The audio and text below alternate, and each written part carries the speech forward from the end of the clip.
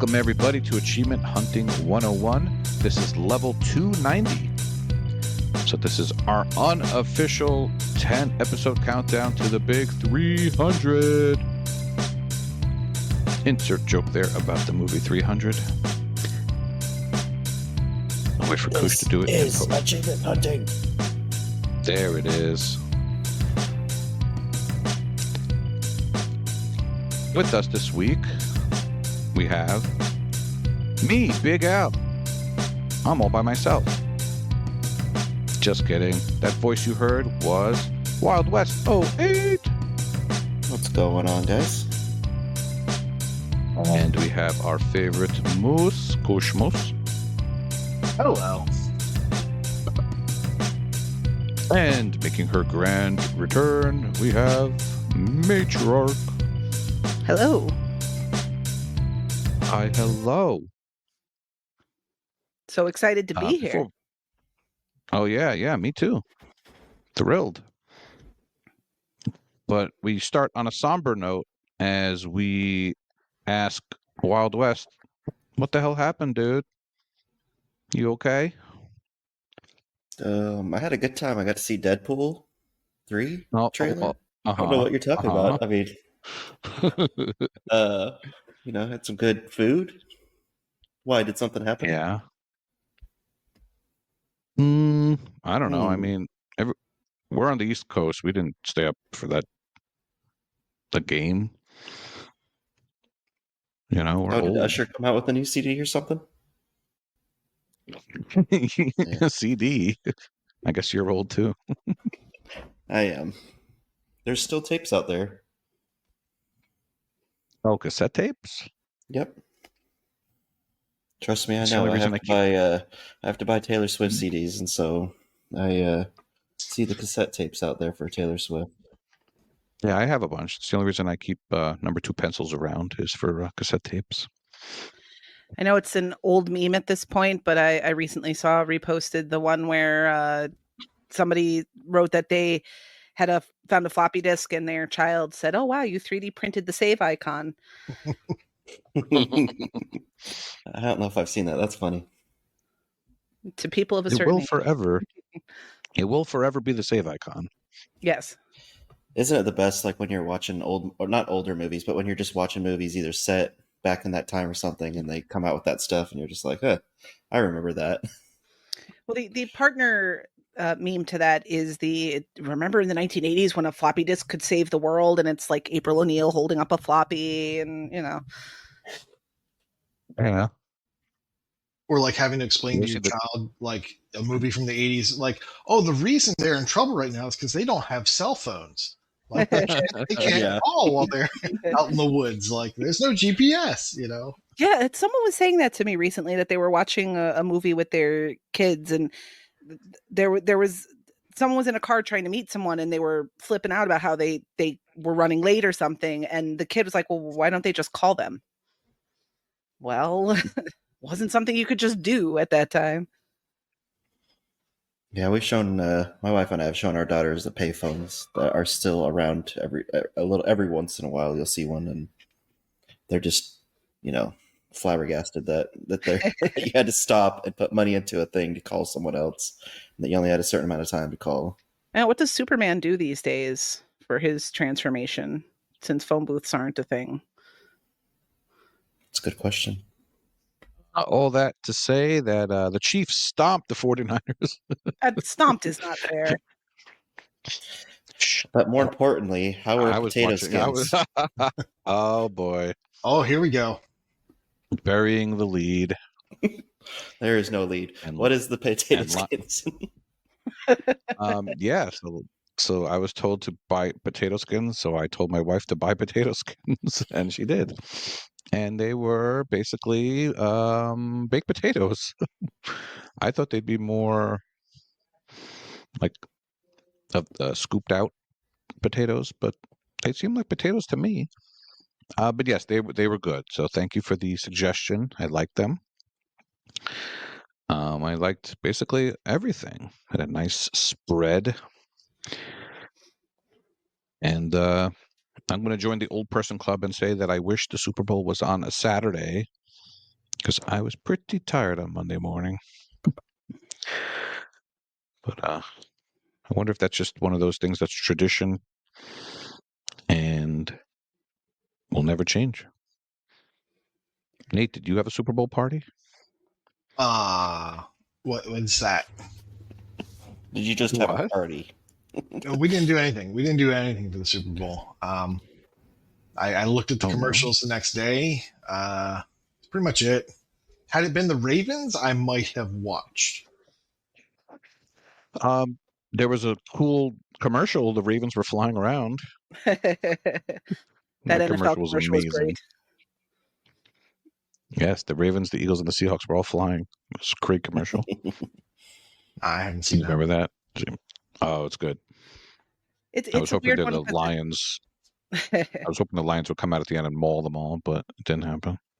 Yeah, it probably doesn't come up on like the commercials lists or whatever because it is for the NFL itself as opposed to one of the other advertisers. I mean, I don't know how that works if the NFL pays itself the $7 million for a 30-second spot, but yeah, it might not show up. But it's funny. It's well worth finding if you haven't seen it already. Well, they would probably pay CBS since it was on CBS. True. I think CBS gets all the money for that. Right, because CBS paid the ridiculous money for the rights. Yeah. Yeah, it was the closest Tony Romo was getting to a Super Bowl anyway. Ouch. Oh, boy. All right, we got sports talk. We got food talk. Let's talk about some video games, shall we? Actually, we have a writing test to get to first. Are we, though?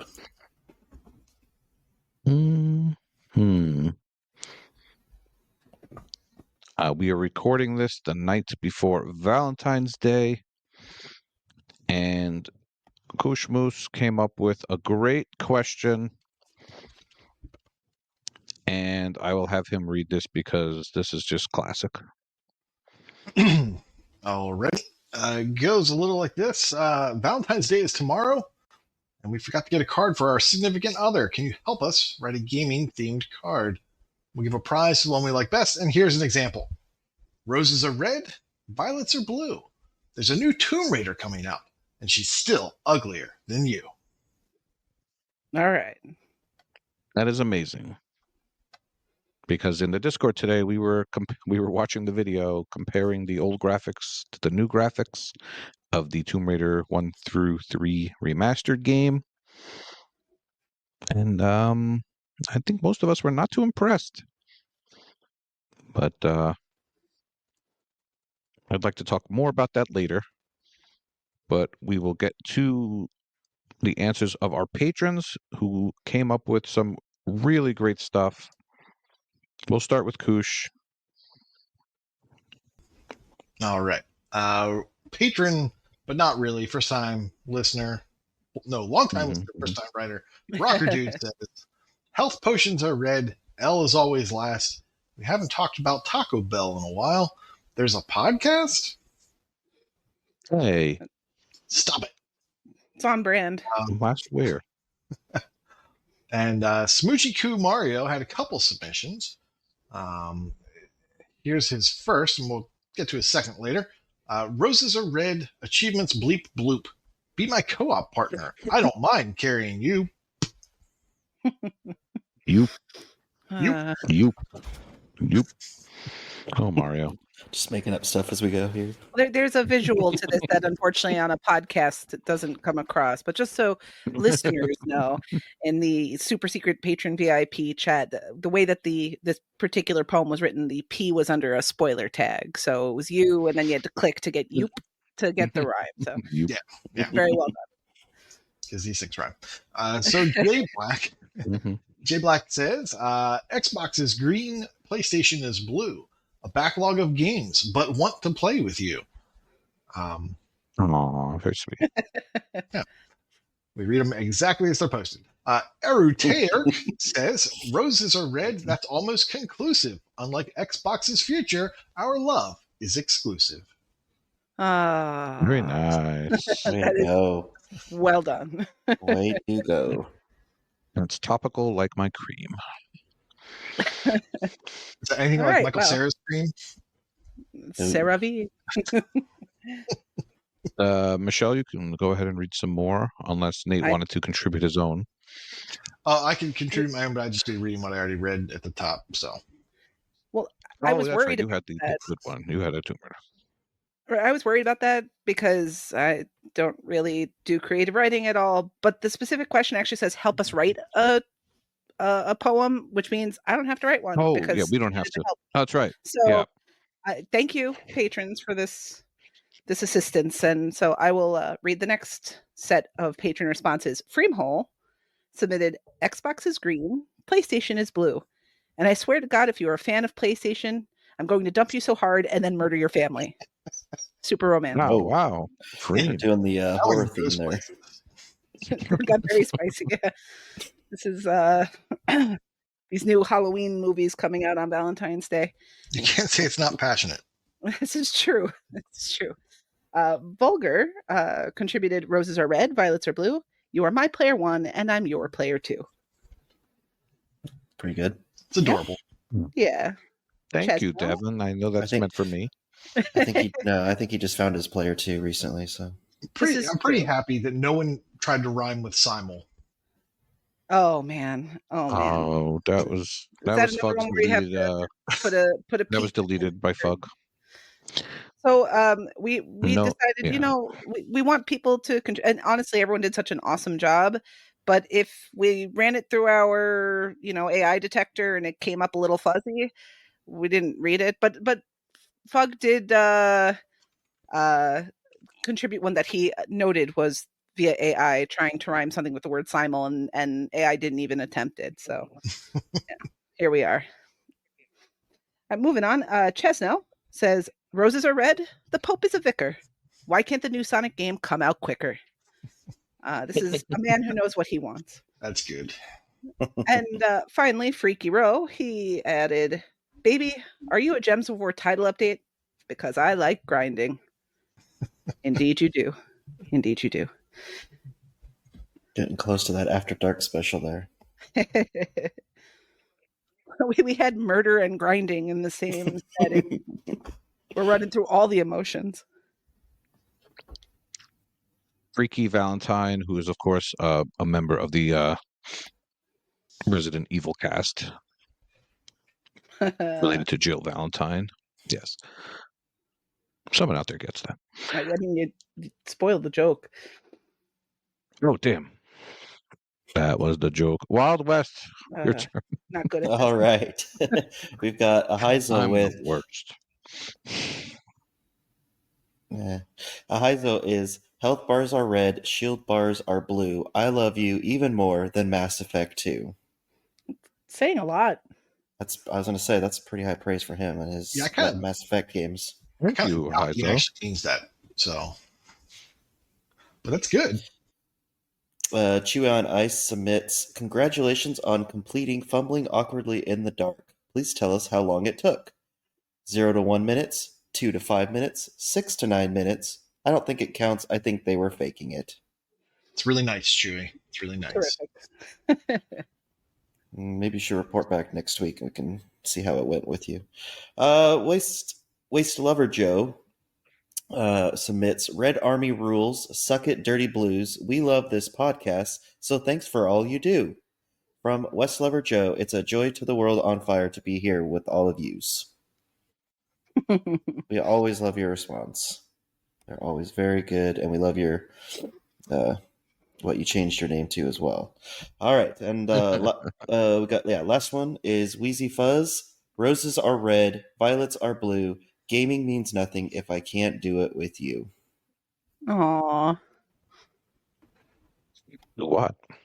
Oh, gaming. I think he means game, but yeah. Oh. Very romantic, Wheezy. All right. Next, the hero says, "We both know that Valentine's is a scam and that overpriced happy cards suck. But how cool, this poem is an anagram. So figure it out and we can fool around." All right. I sense a nice theme of fake rhyming. Very nice, very nice. Foo Cuddly Poof. Didn't we just read his earlier? No. He actually Oh. wrote in this week, so. Oh, no. That was Took Rook. time away They're from not the Blue same and all that. person. Just bring back some old dead horses. Leave me be. Omens are red. The cog are blue. Old man Marcus ain't dead. My tomatoes. Now that's the best one. There, I said it. That one definitely rhymed for sure. Yeah, you'd have to be a Gears of War fan to get that one.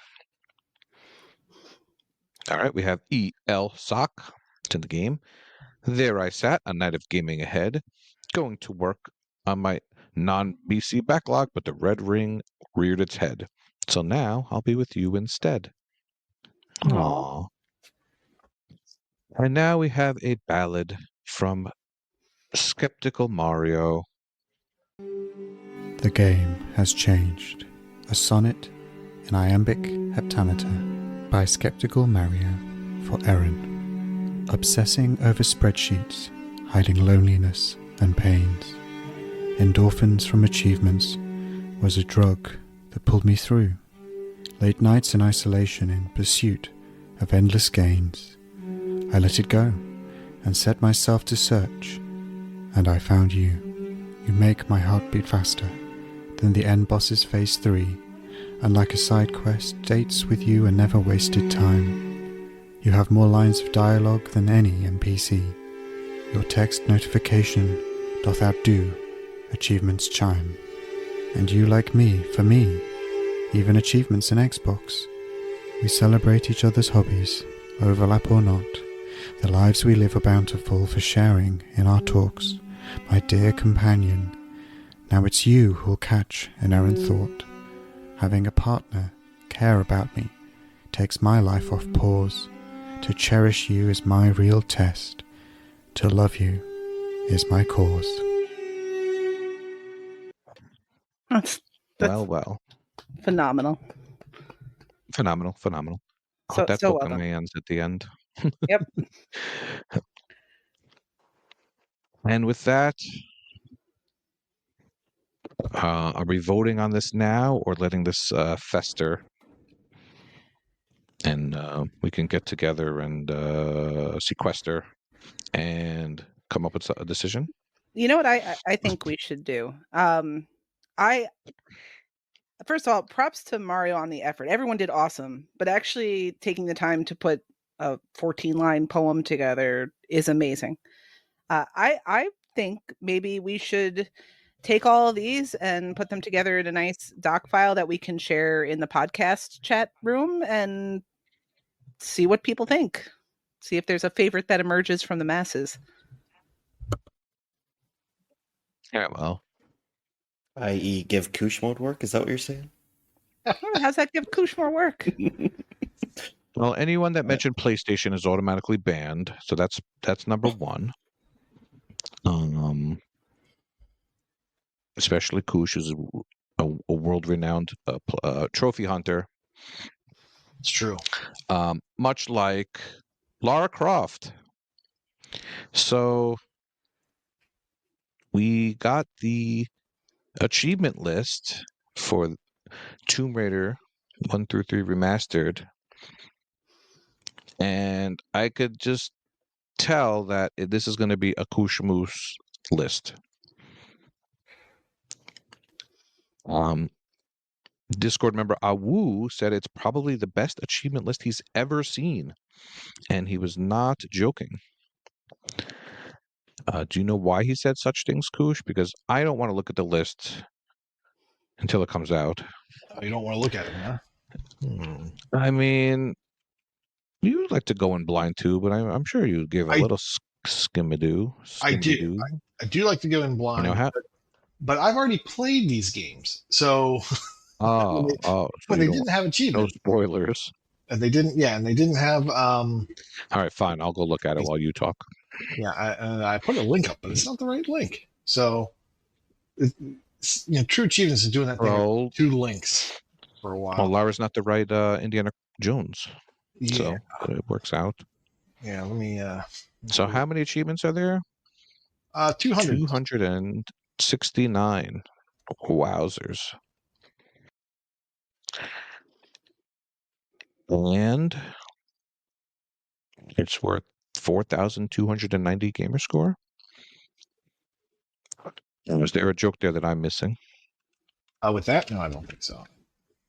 Oh. All right, so I put the link. I know that tends to happen. That is an interesting number. Maybe they'll add on to it.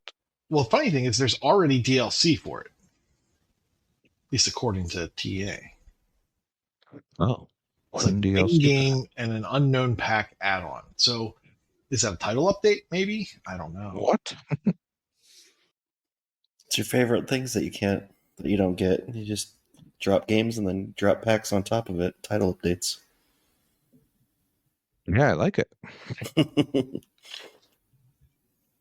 Now, the cool thing about these achievements, yeah, you've got a couple that are, do this level, get all the weapons, do all that fun stuff. But then they have cool ones. You may have already heard about the butler. That's all I'm going to say. That's all I'm going to say. There's a cool one involving the butler. Maybe you've already heard about it. If you haven't, I haven't spoiled anything for you. But that one's pretty cool. If you know, you know. Then there are other ones for a double entendre there. Yeah. Then there are ones for like performing like 2 flips in the air, diving into a pool surrounded by fire. There's let the block fall on your head in a particular room. Defeating a wolf while you're both in the air. So not your typical like get these 5 collectibles or don't, beat this boss, but like things that aren't necessarily what you have to do to beat the game. Just, doing all kinds of cool things. Let's see, here we go. Collect 11 underwater items in one breath. You wouldn't normally have to do that in the game, right, to beat the game, but it's just, it's a challenge for you to do. Stare at Lara's ancient image on the wall for 5 seconds. So, I mean, it's a very cool list. If you've played Tomb Raider before, especially the old, really boxy ones, this is a fun way to revisit that and get achievements. I'm really liking this list. I'm not liking the price, but that's okay. I can wait for this to go on sale and pick it up. But I really appreciate the work that went into the list. This looks like it's going to be a 500-hour completion. It very well could be. So it's one list, 3 games. Yeah. Oh, so it's not considered a collection then? Sweet. Of course it's a collection. Michelle, did you play Tomb Raider back in the day? I played the first one, and I've played the ones that were on Xbox, like Tomb Raider Anniversary and Tomb Raider Legend. They're, for what they were at the time and all that sort of stuff, like obviously very important games. I mostly would just get frustrated at randomly leaping off of cliff faces that I didn't want to leap off of because I swear I wasn't pointing my controller in that direction. But yeah, I don't have the kind of nostalgia for it that a lot of folks do, but I do, and I enjoy them for what they are. I haven't played the new ones though, so it's interesting. It'll be interesting to me to hear people who've been playing the current ones kind of going back a bit, I guess, because they are a little different stylistically. But yeah, I don't know. It seems like an exciting thing, but I'm sort of with what Koosh said before. There's price involved, and so I'll definitely be right. Yeah. I mean, I did the Tomb Raider games on 360 via GameFly. Like I didn't even purchase those, so I don't know. With that said, $29.99 seems fair to me. Yes, yes. I'm not saying it's a bad price at all.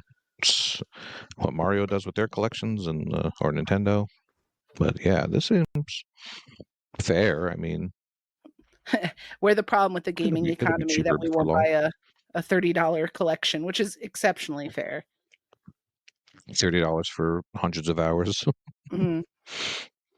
I think people will buy this one, actually. I think so too. We'll see. It's already got 121 tracked gamers on TA. Yeah, but when does it come out? Tomorrow, I think. So time travel. Oh, yesterday? Yeah, so, oh my gosh, there's so many layers of time travel here. This is like Inception. Oh, tomorrow or yesterday? I told y'all, they just released Deadpool's trailer. All dealing with time Time travel. Zone podcast. Oh. All right, well, if anyone plays this game, I'm curious to see how it holds up. I'll be like the one like M slow. said. I did the new trilogy and I really liked it, but I didn't play a lot of the older ones too much. I did play them a little bit, but not too much. So I'll probably get this sometime and check it out. Oh, they're very different. The new ones are fantastic. Mm-hmm. Well, I didn't play the new ones other than to dabble in them just a little bit, but the old ones really was a lot of like block sliding puzzle solving where you just had to move this giant stone on the right pedestal. Is that present in the newer ones as well, or is it? There are puzzles. They're environmental puzzles. Yeah. They've got a few more polygons. There's more combat though, and there's not a lot of combat either. But it's more combat than I remember from the other ones. Okay. Yeah, there's definitely more combat in the new ones. In the old ones, if there's combat, I seem to remember just killing like an ungodly amount of wolves. Right. It's usually a forest animal attacking you. But yeah, there are puzzles. Like you'll still go in tombs and you'll be stuck there until you figure out how to get out of it, and then you'll go further on. But there's not very many. I would say there's only probably a handful in each game.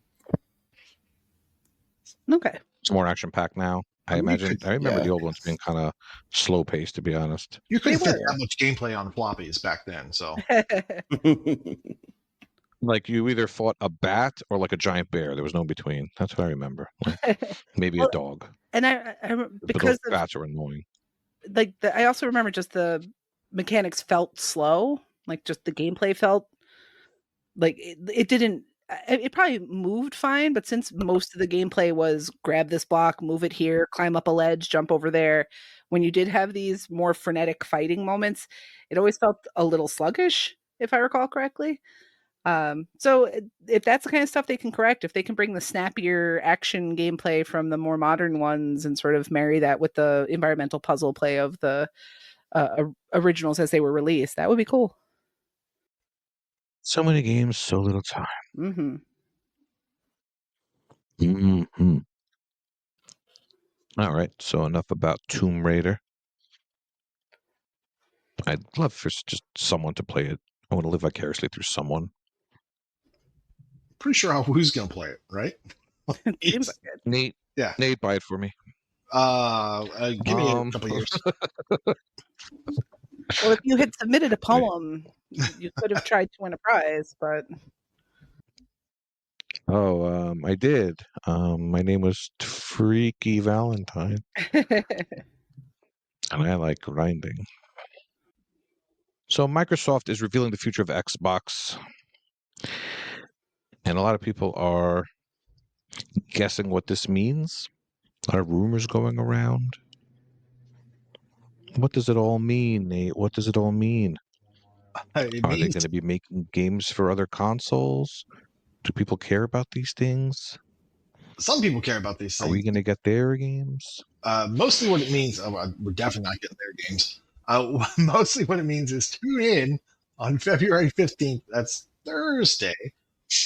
12 p.m. Pacific, 3 p.m. Eastern Time, the best time, or 8 p.m. GMT, and who knows what time that is. Yeah. And there will be Phil Spencer, and was it going to be Matt Booty too? I don't know. I like saying Matt Booty. Sarah Bond. And Sarah Bond as well, yep. So 3 pretty big names in Xbox are going to be on the Xbox podcast talking about the future of Xbox. So that seems like something some people might want to listen to. Oh, they're going to listen to our podcast at 8 a.m. when you put it out, right? Exactly. And then they can listen to this one after. Mm-hmm. So today, Thursday, you're going to be listening to both of them. Yeah, it would make no sense. First, for sure. They're going to podcast us. We're not going to podcast them. So, Oh, no, we're podcasting them. Don't listen to them. Ori 3, you heard it here.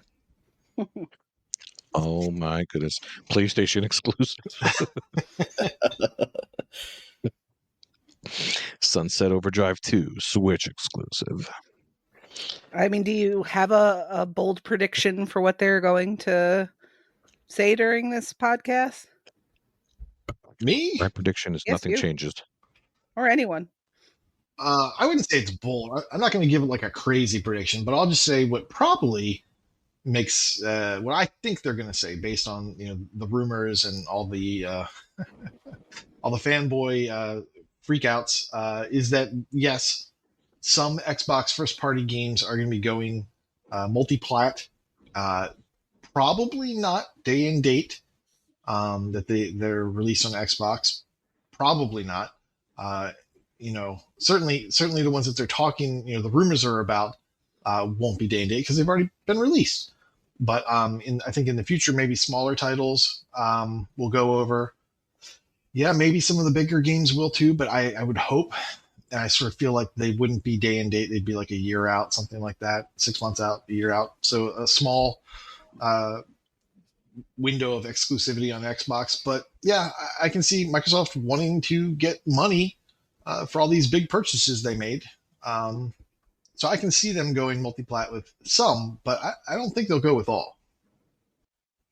Yeah, that seems about right. Like, there really isn't harm in making the sort of secondary, like they're going to have such a big first party catalog now. There's no harm really in making some of the games that are not the super high level ones available everywhere, because maybe one catches fire and is just a bigger deal elsewhere. So I'm with you. I think that's more or less where we're at, and they will still be making consoles. Nothing too revolutionary. Any thoughts, Jameson? Well, I mean, they've already walked back a lot of, they came out with all this stuff and all these rumors were flying everywhere, and then they walked back a lot of it, as people were just throwing out a lot of misinformation. I'm with Koosh. I think it's going to be like a 6 month or 1 year exclusivity to Xbox, and then you can get it on Game Pass, or you can wait a year and play it on PlayStation and pay full price or whatever if you want to wait for a sale. So I don't think it's going to be anything that crazy. I think you should specify who you meant when you said they walked it back. So there was a lot of information coming out on Twitter, and people losing their minds about that Xbox was just going out of the console business and everything's going over to PlayStation. And then certain people, walked a lot of their statements back and saying, well, now we're just hearing it's, games like Hi-Fi Rush, or I think you had mentioned before, Illuminati. I don't know if I'm saying that right. That's how I always say it. But games like that are, those will go over, maybe not, Starfield right away kind of things. And so it's just a lot of misinformation, and it's just better just to wait to hear what they have to say, and then we can talk about it and move on with our lives. Are you okay with sharing Starfield? I know I'm okay with it. Okay. I mean, it's going to, how much does that game cost to make in realistic terms, and how much are they getting back from Game Pass? I know they got their subs for a month or two as people checked it out, but you got to make the money back. So if you are okay with sharing Starfield, I think anyone should be. I'm okay with it. It's a great game, and I think more people should have. I'm interested to see the reviews too, because a lot of people said, would use the term midfield or whatever and say it's not that great. Now, if it's coming to PlayStation, is the reviews going to be, oh, this is great? We'll see. Yeah. And so you think the people in the other camp will all of a sudden love it now that they can play it? I mean, I read stuff saying a lot of people trashed it because it was not on PlayStation. They weren't happy about it, which I think is kind of silly. But you think people are that fickle in the video game community? No, never. No. Oh, goodness. We're all level-headed and even-keeled, There was someone on Twitter who claimed somebody else, I think, created like 1,000 fake accounts just to give 0 ratings to Starfield to tank its user review score on Metacritic. Yep, I remember seeing that. Yeah. Because Sony cares very much about how people as individuals defend them by review bombing opposition games. It's all so strange. Yeah. It's funny as you read the TA forums or you read Twitter or other news comments on other news sites and seeing everyone losing their mind about this stuff when nothing's happened. Right. But it'll be interesting. All right, thank you for that. Speaking of nothing happening, it's time for our games showcase. And I'd like to talk to you about a game where nothing happens called Ravenlock.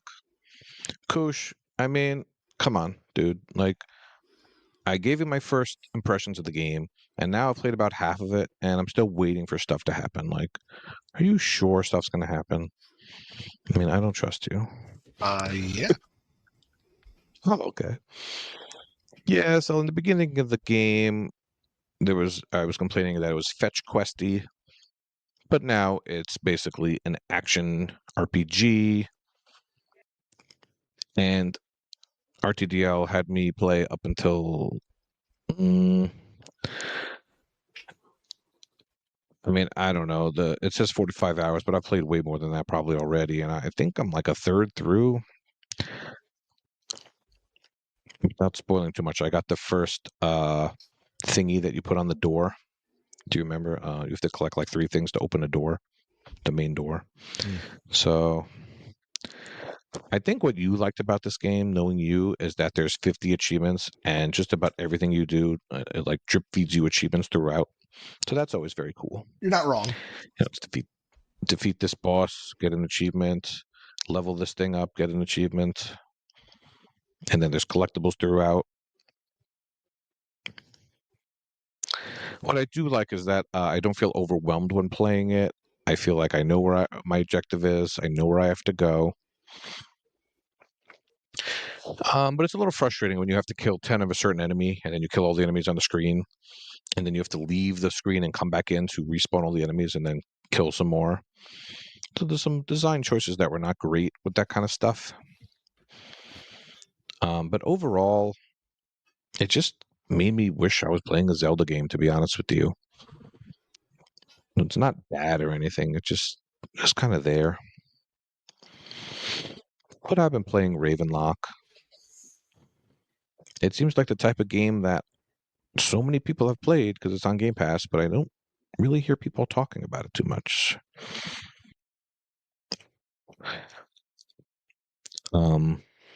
But achievement-wise, it's good. Like I said, you get a lot of achievements, and I just got where you can change some of your costumes, so that was fun. You put on a hat, put on a mask to get through. Oh, and did you know that this game is based off of Alice in Wonderland? Because I totally figured that out right away and not didn't just smack me in the face a little of ways in.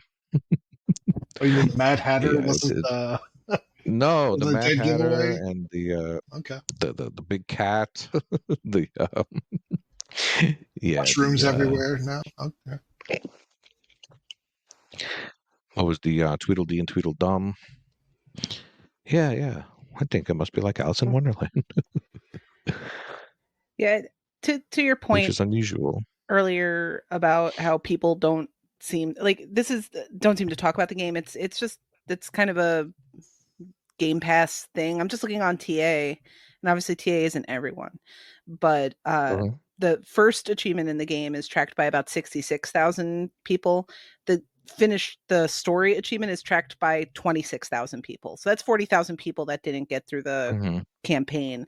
And even if you go back further, by the 4th or 5th story achievement, it's already got a drop off of about 20,000 tracked people. It just, I think there's an aesthetic appeal to Ravenlock, and it got a little bit of buzz. So it's a game that people just dipped into, but maybe it didn't do enough. And I know Koosh, you played it as well, so I don't know if this is like a feeling you share, but it didn't do enough to distinguish itself to a point where it really kind of rose above the noise that sometimes Game Pass creates. Well, I mean, it's a Cocoa Cucumber game. Number one, it's fun to say. Um, I love Cocoa Cucumber games because I really like that voxel style. And I feel like this was a day one Game Pass drop. I think that's right. Yeah, so that's always fun for me. Like when I hear about a game and it's available on the same day, like I just like that. I mean, I thought it was a fun little game.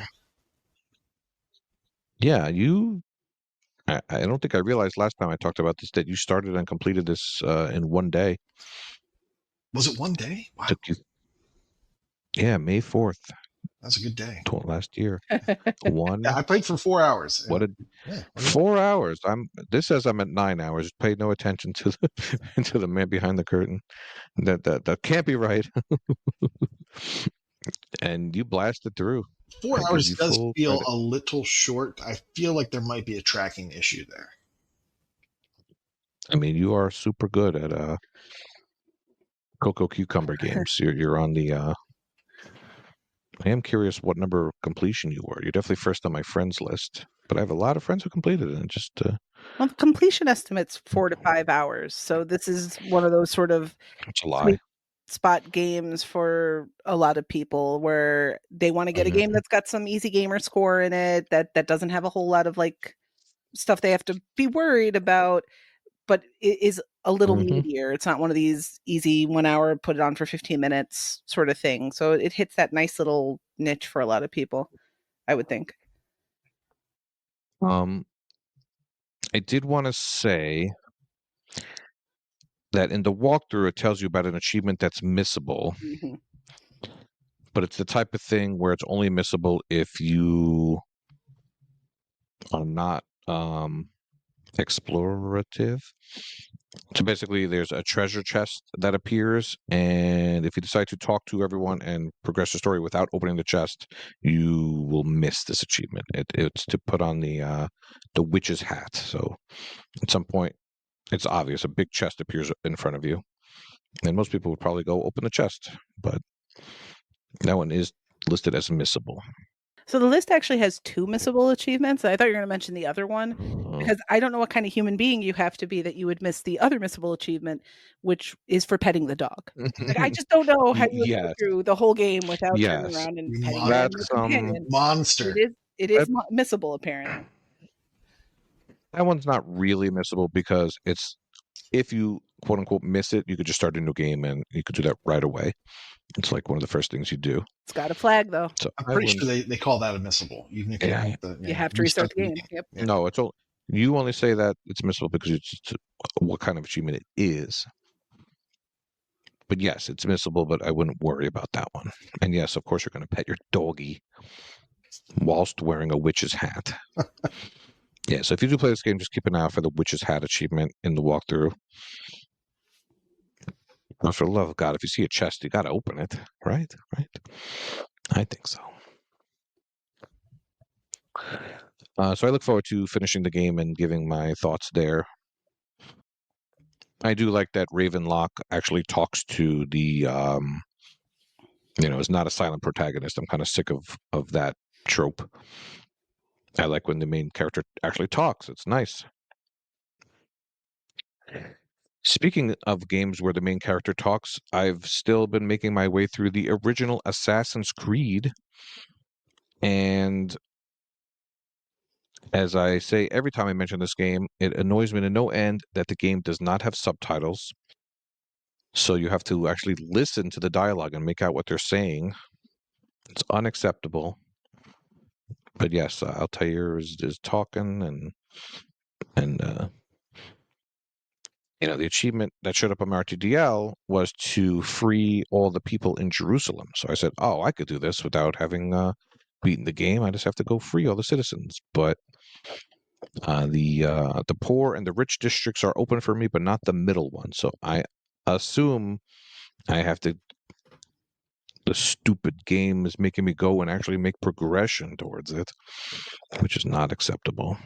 Can we talk about how good that game looks? Dude, I talk about it all the time. This game looks amazing. And the only thing that bothers me is about the game is if you if you're running to get to where you have to go and you tap into someone and then 5 people attack you. If that wasn't a thing, I would. It just drives me crazy. Like I know you're probably supposed to be more stealthy. He always ran kind of weird to me in that game. Yeah. Yeah. Yeah, it's this like big sweeping run that's meant to bump into as many people as possible. Yeah. But you hit the nail on the head, Al. It's really the game isn't intended for you to be running from place to place. If you're going to move quicker, you usually go up to rooftops and move between buildings. So if you're running at ground level, that's going to be more likely to happen. It does trigger too frequently. I agree there, but it's also just remember that because yeah. But then there's jerks on the roof also with their little arrows, and then if one of them sees you, then everyone else magically is climbing up the roofs to chase you. So right, but you have to stand there and you have to slow kill down. everyone. You have to get up there, notice the first guy, get that assassination. It is called Assassin's Creed, and then you can move freely through the rooftops. It's not called Assassins Run Into a Group and just start killing people.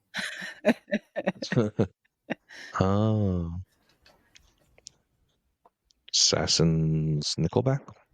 All right. I'm going to name the podcast that just to annoy you. Well, I think I'm actually going to go through and beat this damn game. So I imagine if you go through and don't do all the save citizens and don't do all the little things that you can go through, and it lets you just progress the story. Mm-hmm. So that might be just the way to go, and then I can go back and do everything else. Yeah, I seem to recall that being the case. You do hit a point where there's sort of an end game thing that happens, but because you can, you are able to explore everything once it's open. Because I know people collect the flags later. Like a common strategy with the flags, because they're hard to keep track of, is to try to collect none of them as you go through the game, and then follow a video guide at the end once you've opened everything up. Yes, every time I accidentally collect a flag, I get annoyed. I'm like, I'm not gonna remember this 1 of 100 I found. But there was one achievement I was worried about, which is to see 85% of the memory glitches. So I guess whenever you see the people you have to assassinate, you see like a little glitch on the screen, and you just hit the button and you see different camera angle. So because I don't think I was keeping track of that from the beginning, but it does say you could just redo them, so it's not a big deal. Yeah. And it's not 100%. It's like 80 or something. Yeah. 85%. Right. Yeah. Right.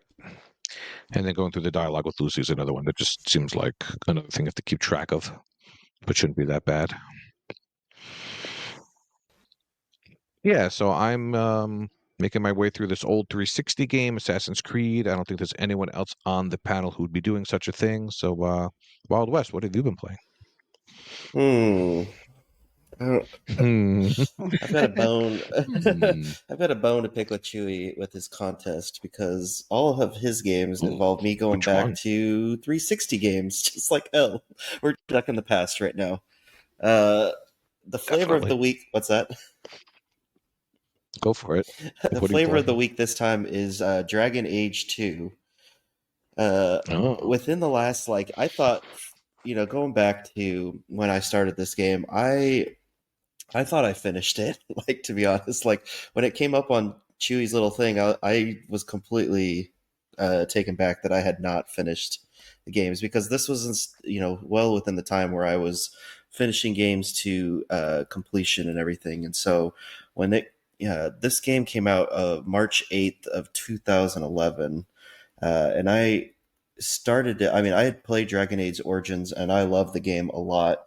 I started this about 2 years after it had been out. And so it had been out for a while, and a lot of the DLC was, I guess at that time there's 3 DLC packs that have achievements, and I did one of them. And I did it I did it right after I finished the main game. And so the only thing that I can think of is that I was waiting for a sale on the other 2 packs, and these games just don't go on sale for the DLC. The base game goes on sale quite a bit. It was just on sale for $3 the other week, but the DLC hasn't been on sale for a long time. And so they're each I believe they're each $10 when I bought them, so they are still pretty pricey. And yeah, so Legacy is one of the ones that I did, and that's $9.99. And the other one I did was Mark of the Assassin, and that's also $9.99 as well. And so they're pretty pricey for, about Mark of Assassin was 1 to 2 hours, and Legacy I think was about 2 to 3 hours. So I think that's a kind of pricey for the amount of content that you get. But Chewie's contest has us going back and finishing games that we have 80% or more achievements in them. And so this being one of them that I hadn't gotten an achievement since 2013. So another game kind of like, Rage that I'd done. So it had been about a decade since I played this. I decided to go back and do that. And so the first one that I played was Mark of the Assassin. And that was the last DLC that was released for it. So just kind of a brief overview of Dragon Age 2. You play as a guy named Hawk. You can import some of the saves and settings from Dragon Age 1 or Dragon Age Origins. It had been a long time since I had played that, and so when I tried to start up the game again, my saves did not import from the 360 to the 1 at first. It took me almost a full night to try to get everything over there, and I finally was able to get some of the saves on, so I don't really know much about how I impacted the story, but I was able to get kind of my in-game saves on and then start the DLC from there. So for Mark of the Assassin, you in your home, you're able to start this DLC, and you get approached when you're in a courtyard. You get attacked by some assassins. Elf helps you out. Her name is Talus, and she approaches you afterwards and says, "Hey, I want you to help me with this. Go to this faraway land and help me retrieve this item back for me that I need." She doesn't really tell you the whole story, but you just decide to help her out anyways. And so off you go onto this DLC. And I had a lot of fun. They introduced a new enemy in there, a new animal enemy that was pretty fun. And the DLC was enjoyable. There was one part where they also introduced a new enemy type that was kind of to me, it felt like an increased difficulty, even though I was playing on normal at the time.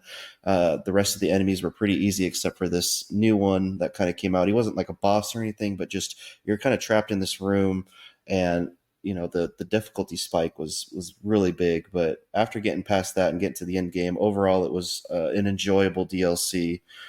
I will say that as much fun as it is playing these contests from Chewie, when you haven't played a game in a decade, it takes a long time, especially with a game like Dragon Age, to figure out all the stuff that you have at your disposal so you can try to beat these things. It took me a while, especially when I got to that enemy, to figure out how best to beat it and everything, because I was just trying to figure out what moves I had, what powers I had, all of that stuff. So I don't recommend it. I recommend playing the game from start to finish as much as you want to, instead of trying to go back a decade later and figuring out what you had.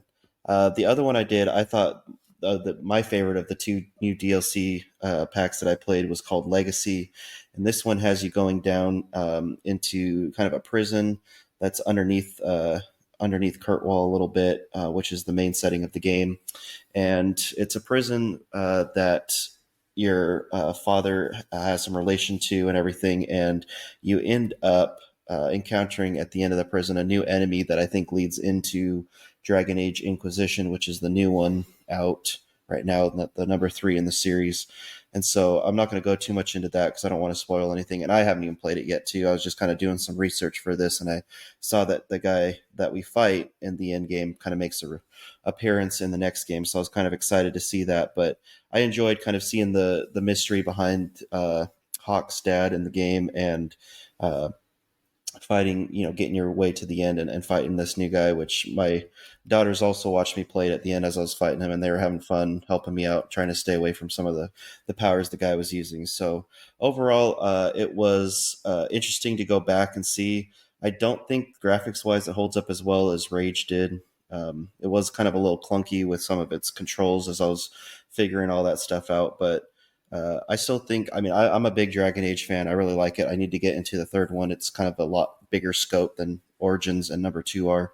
But that is one of my goals, as we talked about in January, that I want to try to get done this year, is get Inquisition done. And so now that I've finally put to rest Dragon Age 2, can move on to Dragon Age Inquisition and be ready for the new one that they'll come out with, I think, either this year or next year.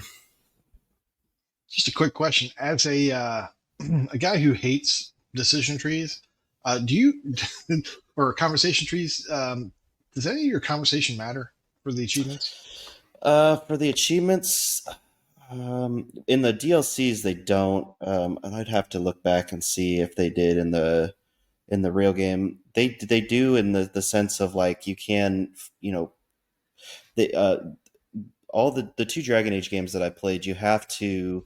There are like love-based achievements where you have to romance a certain amount of people, of your companions that you'll get. And so if you make the wrong decision in the tree, you can cause them to not like you, and then you'll kind of lock yourself out in that playthrough of romancing them. And then certain people, like if you decide to play as a male, just like kind of like Mass Effect and everything, you'll have a certain list who you can romance and who you can't. And same thing if you're a female. And there are characters that will go both ways, and there's characters that will only go one way. And so if you decide to be mean to them when you're having a conversation with them, then you can lock yourself out of that achievement. But for the most part, I think it's just mostly you would lock yourself out of doing some side quests and stuff like that if you decided not to help people or be mean to them. So I've never played a Dragon Age game, and I have a question. All right. Is it like Final Fantasy where the sequels are not really sequels, they're their own story with different characters? Or Yes. Things from the first one that carry over? There are some characters that carry over. I'm not. I know you guys are more big on Final Fantasy than I was. So there are some characters that carry over, and you can import. Originally, when I played, I remember importing my save over from Origins to number 2, but I think that was kind of more to kind of keep your like choices in line and everything. But your main character is different. I love when games do that. Yeah, I do too. Yeah. But it doesn't lock you out of anything that I can recall. It won't lock you out of any achievements if you do or you don't do import a save. So. Sure. So I imagine you could play 2 first, but you wouldn't. There might be some Easter eggs or some things you might not catch if you didn't play 1. Yeah, there's some characters you're like, oh yeah, I remember that guy or that girl and everything, and that's cool. So. I'm fascinated to learn that Dragon Age 2 is available with xCloud touch controls. I feel, just thinking about it off the top of my head, that probably wouldn't convert great to that environment. Oh, sounds terrible. It wouldn't be bad, but yeah, it wouldn't. I don't think it would be very good because you do have with the powers you have, you can you'll use A as your basic attack, and then you have your XYB to use certain skills from your tree, and then if you hold down the left trigger, you can go to 3 more skills behind it. So you have 6 skills that you can use total. I don't know how that would translate to being touch clouds. And trying to use those quickly in combat. So that might be a little difficult in that aspect. I have one other question. Just looking at the top review that's posted on True Achievements, the person's little snippet from their review notes that the game has sloppy AI. Do you have a sense of what that means? Or I've not played a Dragon Age game, so I have... Is that something or can you speak to what that actually is supposed to tell us? Yeah, I mean, overall, my impressions when I was getting trying to get the save ready and everything from my other ones, I was thinking about the game. I absolutely loved Origins. It's one of my favorite RPG games I've ever played in my life. 2 felt like it was kind of a step back because I felt they didn't progress. I felt the AI in general with your companions were not very good at attacking. And so you're kind of left to yourself to help them out to prevent them from dying. So in Dragon Age 2, I don't remember on 1 because it's been a long, long time, but in 2, you can switch your character. So you create your own character as Hawk, and then you recruit characters like any other RPG. So you'll have, characters around that will follow you as you're doing missions and everything.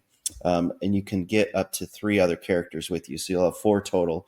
You can use the the triggers to go and switch characters on the fly. So if you want to have your main character as whatever, if you want to have them as an archer, a wizard, whatever you want to do, you can have them be that. But then you can also switch to the side characters in battle to give them a health potion or use something specifically. If you want them to do some kind of skill or whatever, you can do that. And so you kind of have to watch them because they'll die fast if you're not paying attention to them or helping them out.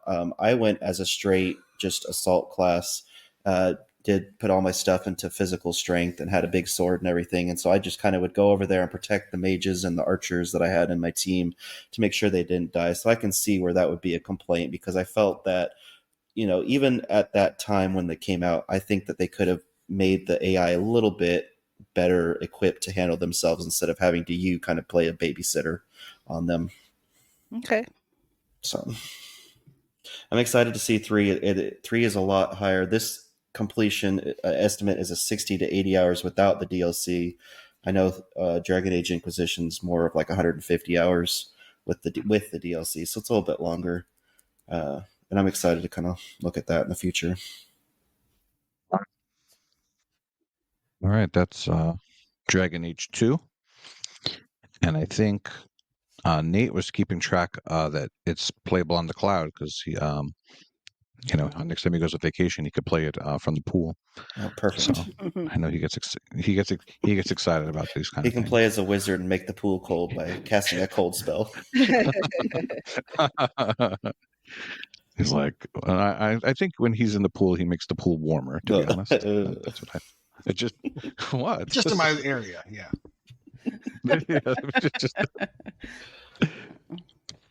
Which of course leads us to Michelle. All right.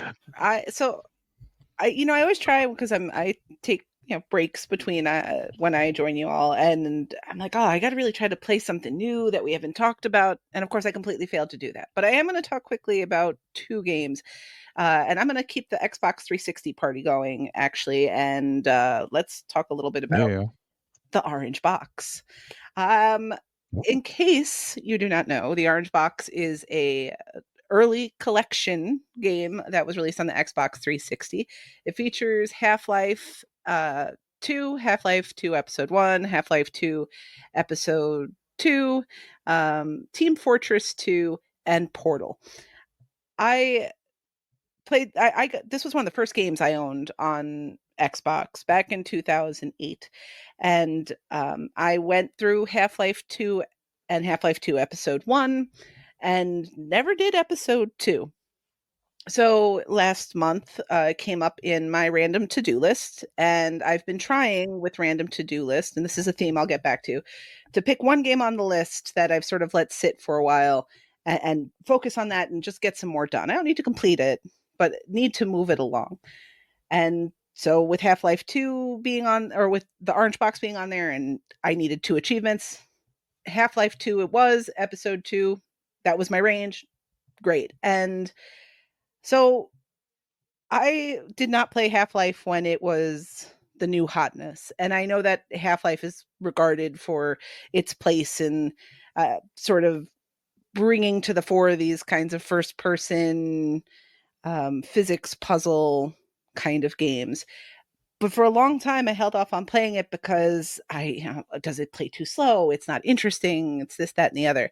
And I gotta say, even hopping in at Episode 2, like, I enjoyed my time with it. I will be completely clear, and for those of you who have not played Orange Box, you can use cheats that help. There are 2 specific ones that people use most frequently. There's one that makes you invincible, so you can't take any damage. And there's another one that lets you reload your weapons. I never got a hang of the code that lets you reload your weapons, but I was able to use the one that made it so I didn't get hit. So that made things a lot easier. But using your gravity gun to move boards and get in and out of different situations, the story that's there between Gordon Freeman, who is the protagonist that you play as, and Alex Vance, who's the daughter of a scientist, and herself is a creator as well, and is able to manipulate different like technical things and opens doors for you and electronic gates and whatnot. It was good. Like I found myself thinking as I finally finished episode 2, because I did manage to do that, that I get why people are now people have hit a point where they are just apathetic about whether or not there's ever an episode 3. But I can't imagine having played them at the time and being so excited for where this is going to go, because it does end on a cliffhanger and never getting that resolution. So yeah, just I enjoyed my time with it. I did also find out, though, as I went through, that apparently I never actually finished episode 1 either, because the only achievement I had left in there story wise was the final achievement for finishing the episode, and it had been over a decade since I played it. So, I still felt comfortable enough jumping back into the story without knowing what was going on, but I got to go clean that up too. So yeah, if it is backwards compatible, it is no longer available digitally, though. I don't believe you can buy it from the online marketplace. But if you have it, if you have a way to access it, it is one of the best values that was released, especially at the time. Yeah, I remember that having 99 achievements, and that was just such a big deal at the time, because nothing was allowed to have more than 50 before everyone started breaking lots of rules. Does that sound right? Yeah. Yeah, and there was just like, it had really great like in-game achievement tracking. I know Gears of War did as well, but this was one of those games where like not only did it have, so it had 5 fully featured games that you could play, and it had a large achievement list. It also had these other little baked in features that were great. But insofar as the achievement list too, because it has 99 achievements, it still maxes at 1,000. Because at that point, unless you release DLC, the max was 1,000. And there was this stretch of a couple days where I had earned like 15 achievements and only had like 75 Gamerscore to show for it. Because that's how it was back in the day. You didn't get much from it. Like, nowadays, plenty of games out there that are 10 achievements and 1,000 Gamerscore. So it felt so different, but it was kind of refreshing actually to go back to that.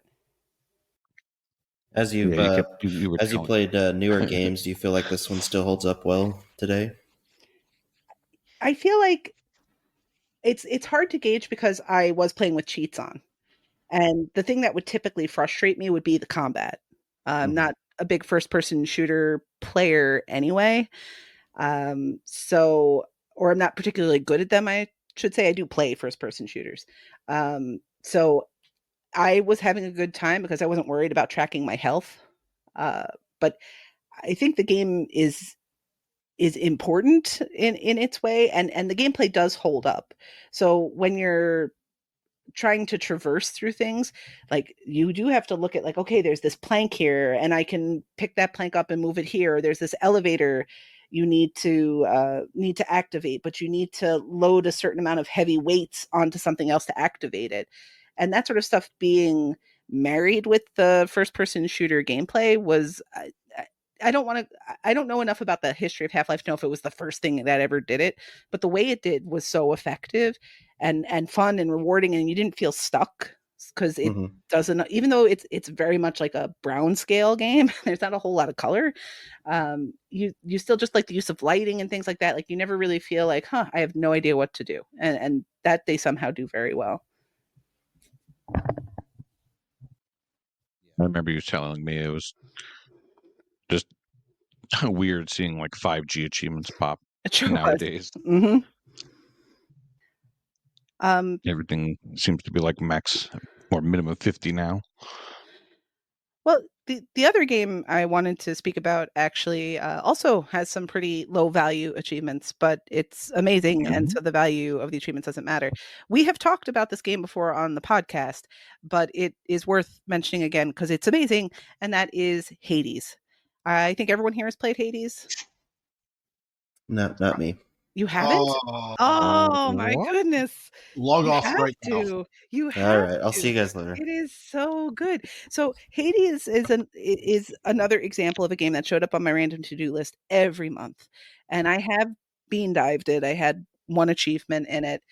and just never really went back to it. Kept making excuses. I just don't know and whatever else. And so this month, I was like, all right, I got this. I am going to sit down with Hades.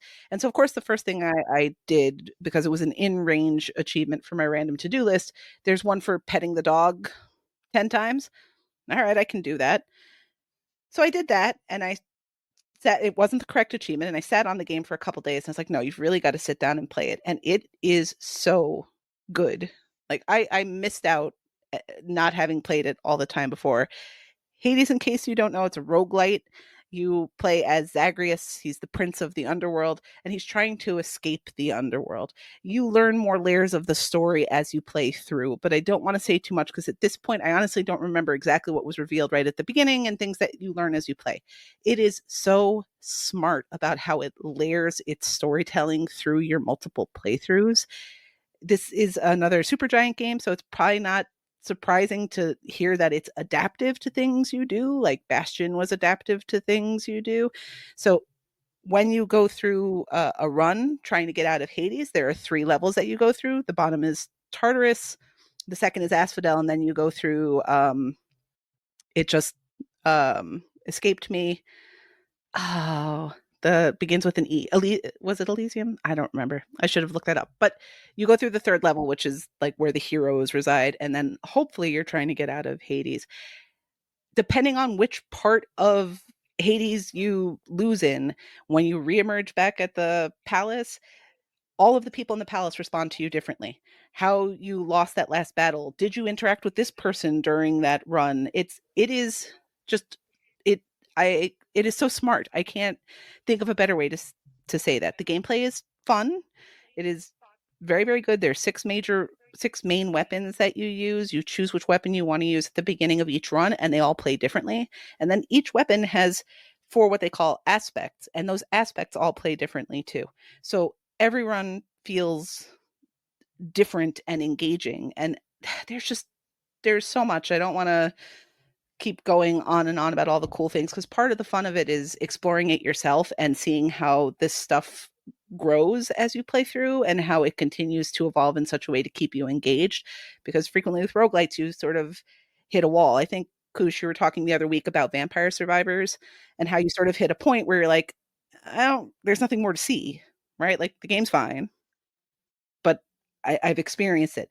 Hades does not do that to you. Or if it does it after 60 or 80 hours. Like, it is so good. I cannot recommend Hades enough. The achievement list too it's hard to bean dive if that's your thing, if you just want to get it on your tag. I think the easiest thing to do probably is petting Cerberus, who is the dog, 10 times.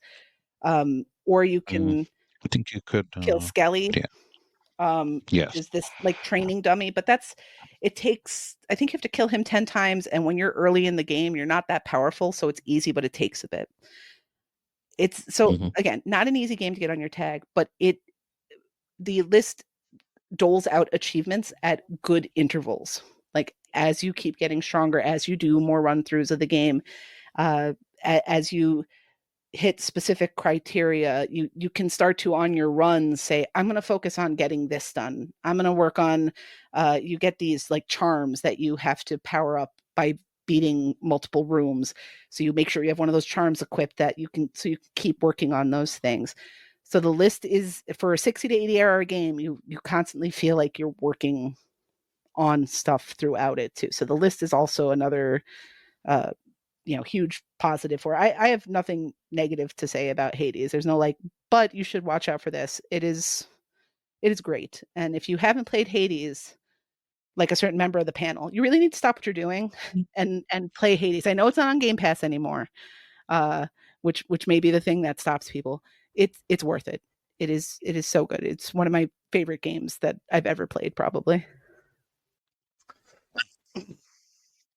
Yeah, there's not a single thing that it does poorly. The music's great, the dialogue is great, the story's great, the action's great. You're right. It's so hard to find anything bad to say about this game. Maybe it's hard to come back to after not playing for a couple months, but I don't even think that that's the case either, because the gameplay at its core is A dashes, X attacks, Y strong attacks. So the gameplay is such that you enter a run through Hades and you go into a room. Once you clear all the enemies in that room, then the next room opens up until you eventually get through enough rooms to fight the boss of that lair. You move up to the next level and you repeat that. And there are some special rooms that come up that offer some different things. The core of the gameplay is not hard to figure back out. The only thing that might be a little tough to jump back into is when you're playing it and it's fresh in your mind as you go through, the various gods of Olympus will come to you and offer you what they call boons. So these are things that will make your attack stronger or give you what they call a call, which is you basically call that god down from Olympus and they assist you with some kind of magic. You learn as you play the arrangement of those that you prefer. So one of the calls, for example, is this blade rift, where if you use that by pressing B, it just causes this big like razor saw to exist for like 5 or 10 seconds. I like to use that. Other people may not. But if you're playing the game for the first time in 6 months, you may not remember exactly the things that were your loadout, so to speak. And there's RNG, so you don't always come across the things that you most prefer. But I think after a run or two, you get right back into it because it's the gameplay is so fluid and easy to pick up that it's just a matter of letting all the other information click into place once you get a couple runs through. The other thing that is tough is just the very beginning, because you will die in the beginning. But they did put in the God mode. Did you I did not speak about that. So you can go ahead. you want to talk on that? Yeah. Well, I want to hear about your experience with that. Well, and so actually, Prue had said something to me about this in going over Hades with him, that playing with the God mode turn on almost feels like the right way to play the game. So I'm not saying that to say there is a right way to play the game. You don't have to turn it on, but it feels like it it feels natural to the gameplay and not overwhelming. So what the God mode does is every time you lose a run, you get like a 2% increase in your defense. And so once you've lost 10 times, now you have 20%. So you can keep that on, you can turn that off, but especially in the early parts of the game where you haven't really learned all the tricks yet and you're still not progressing too far. It's such a small but progressive, like it doesn't feel overpowered. It doesn't feel like the game is handing anything to you. It just feels like it helps you get just that little bit further in. So I would recommend just turning that on at the beginning so that you kind of have that building up throughout instead of banging your head against the wall and then turning it on. I do believe even if you haven't turned it on at the beginning, you still get credit, kind of that extra 2% for every death you've had until you turn it on. But then it also becomes an extra challenge modifier you can use for yourself. So if you've been playing with that on, so I'm at a point now where I don't really lose many runs because I have all the weapons. I have things that are powered up in such a way that it makes the actually getting through easier. But if you want to make a challenge for yourself, you can shut that back down and not have that extra bonus. And that's a whole new way to experience a run. We'll get to it. Wild West and Hawkeye Barry. Come on, guys. Let's go. Yeah, there are really so many other things, but to go in all the minutia would take all day. But it's great. Hades is fantastic. I'm looking forward to Hades 2. That went from like not even on my radar to like, yeah, I'm ready. Whenever they say more, I am ready. Uh-huh. All right. And last but certainly not least, we have KooshMoose. All right, I'm going to talk about a brand new game. It's not on Game Pass. I know. Combo breaker. Shocker. Airhead is a brand new game that came out on the 12th of this month. It's genred in TA as a Metroidvania and a puzzle game. And I believe that needs to be changed because it does not really fit the genre of Metroidvania. There's no combat so far. I have put 2.5 hours into the game, so that's not a lot. So this is kind of an early look into it, an early first reaction to it. I would say, from my experience, it is more of a limbo-like / puzzle platformer, which is why I immediately bought this. Once I watched it on gameplay, I was like, holy crap, this is for me. You play as this organism that doesn't have a head, but yet it looks like a decapitated body. Right? You look like a body that has no head, but you don't need a head because you are an organism that doesn't have a head. And very quickly on, you find something that basically acts as a head. You kind of pick it up and you put it on top of your, I guess your shoulders. I don't know. You put it on top of your actual head. I don't know. And you'll then be using that head to solve puzzles. And not only that, but for some reason, when you put that on your head, you suddenly need oxygen. So now, because you found this thing, you need to keep it, oxygenated, right? You got to keep it with, air. You have to manage that air supply. You run out, the game kind of goes to grayscale. You kind of slow down. That takes about 5 seconds, and then you die. But what's nice about this game is that every time you use a canister to reinflate that head to refill the oxygen tank, you've essentially created a save point or a checkpoint. And so that process between tanks is probably no more than 30 seconds. So the farthest back you can go, if you die, you make a mistake, is 30 seconds of gameplay. So that's what's kind of genius about this is no matter what kind of progress you make, no matter where you get yourself stuck, you can immediately go back to where you were 30 seconds ago. That's just the way it works. Another nice feature I discovered about this is when I went back in to load the game, I was like, oh, I wonder what happens if you go to start a new game. So I didn't do that, but I looked at the load option. And from there, I could look at one of 3 save slots, because I haven't created any more saves other than the first one right now. But I could then go to backups. It was making backups. Every time I used an air canister, it had stored that as a backup. I don't know how many back it went, but it was at least 4 or 5. So if you, I guess, get yourself in a bad place, you can go to that save file and you can dig back through several backups and load from that point. So this game's kind of thought all that stuff. It's pretty cool. The art style is it's a side scroller sort of, but it kind of does this 3D thing. Sometimes when you run to the right or whatever, the camera will start to rotate. The level will kind of go around the curve and the camera will kind of follow it. It's a low polygon 3D style, but they're done well. It doesn't look bad. It looks good.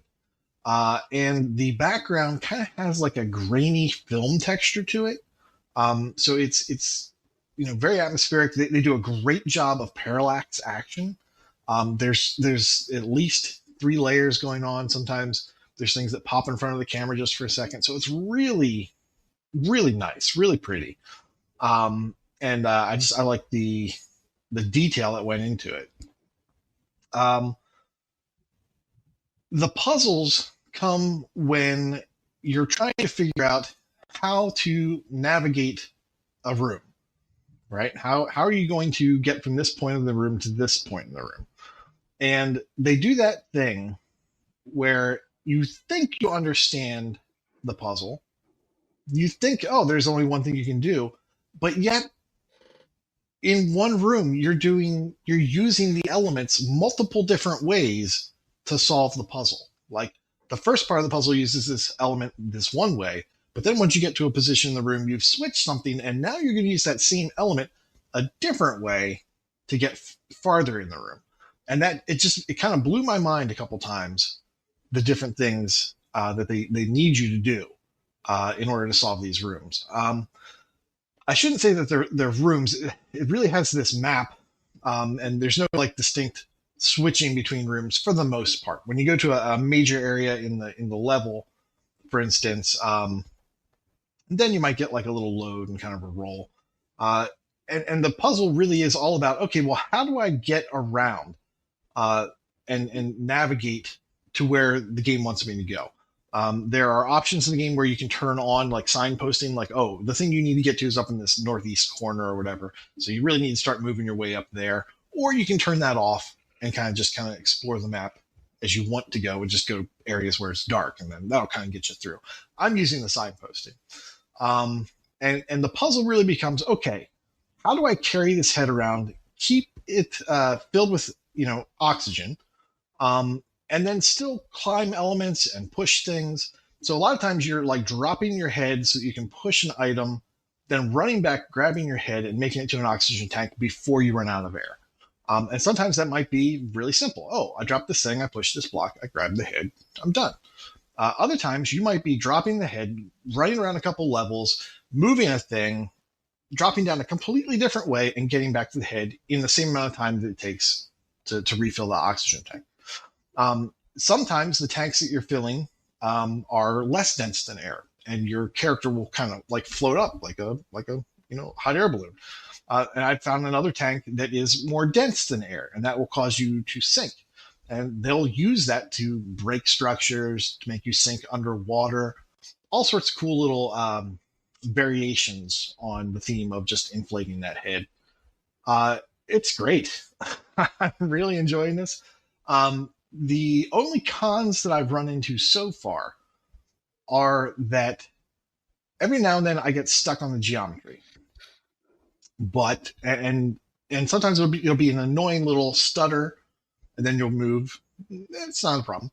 Other times you'll kind of get stuck in this little position where you're kind of like falling, but you're only like an inch off the ground, and your guy just keeps like doing the oh no, I've fallen backwards fall, like in movies, and he's just doing that in midair for until you run out of air.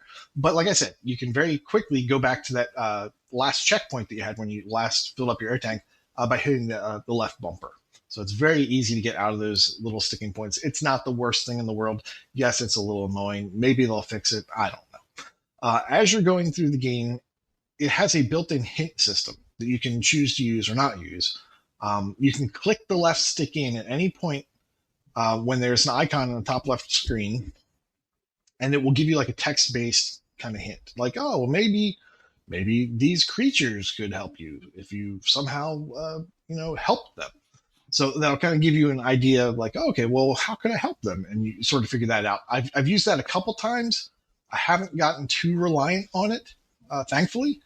How sometimes I don't like to use walkthroughs because once you break the seal, oh man, you're just following like a guide, and I don't like that. Luckily, this one doesn't have a guide yet, and I've been forced just to kind of play with it. The HUD on this is very minimal. It's mostly just the screen, the puzzle that you're running through, the world you're running through, and your gauge in the lower right corner that shows you how much air you have. You will be upgrading that, for lack of a better term, head that you find and you use as a head. You'll be upgrading it to get extra tanks of air storage, but also extra features. Like you'll be able to turn on the light, or basically have it illuminate dark areas at one point. You'll also have the ability to use objects that you weren't able to use before. So as an early preview of this, I'm really enjoying this. I think it is a fun game. I'm really looking forward to completing it. So I'm sorry if you mentioned this before, but I'm looking on True Achievements. The game did just launch this week, but it has no pricing information available.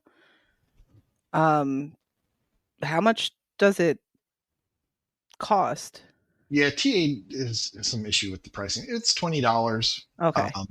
And you get like the little discount or whatever. So I got like $2 off or something, just from Xbox. I mean, just looking early, because right now, as of when we're recording, which is 24 hours after launch, it's only been tracked by 7 gamers, which is kind of the unfortunate Game Pass player tax. If it doesn't get launched onto Game Pass, some of these things get missed. But it looks like everyone's done very little in it so far. I know you don't like.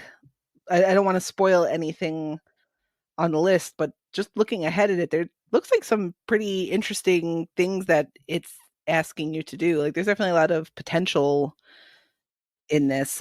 Do you see yourself, because I know you're sort of dabbling in it now, do you see yourself continuing to stick with it? Are you intrigued enough by where it's going? Or I know you mentioned some of that jank. Do you think you might wait to see if they put out a patch or something to address some of that?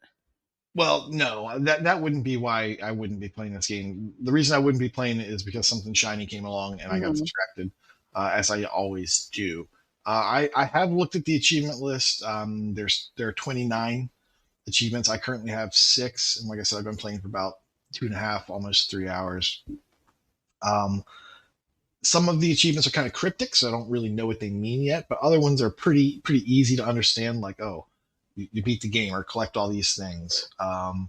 Then there are some fun ones. I shouldn't say fun. They're not fun like Lara Croft fun, but they're they're interesting. Like, oh, well, how would I actually do that? How would I have the longest possible fall I could have?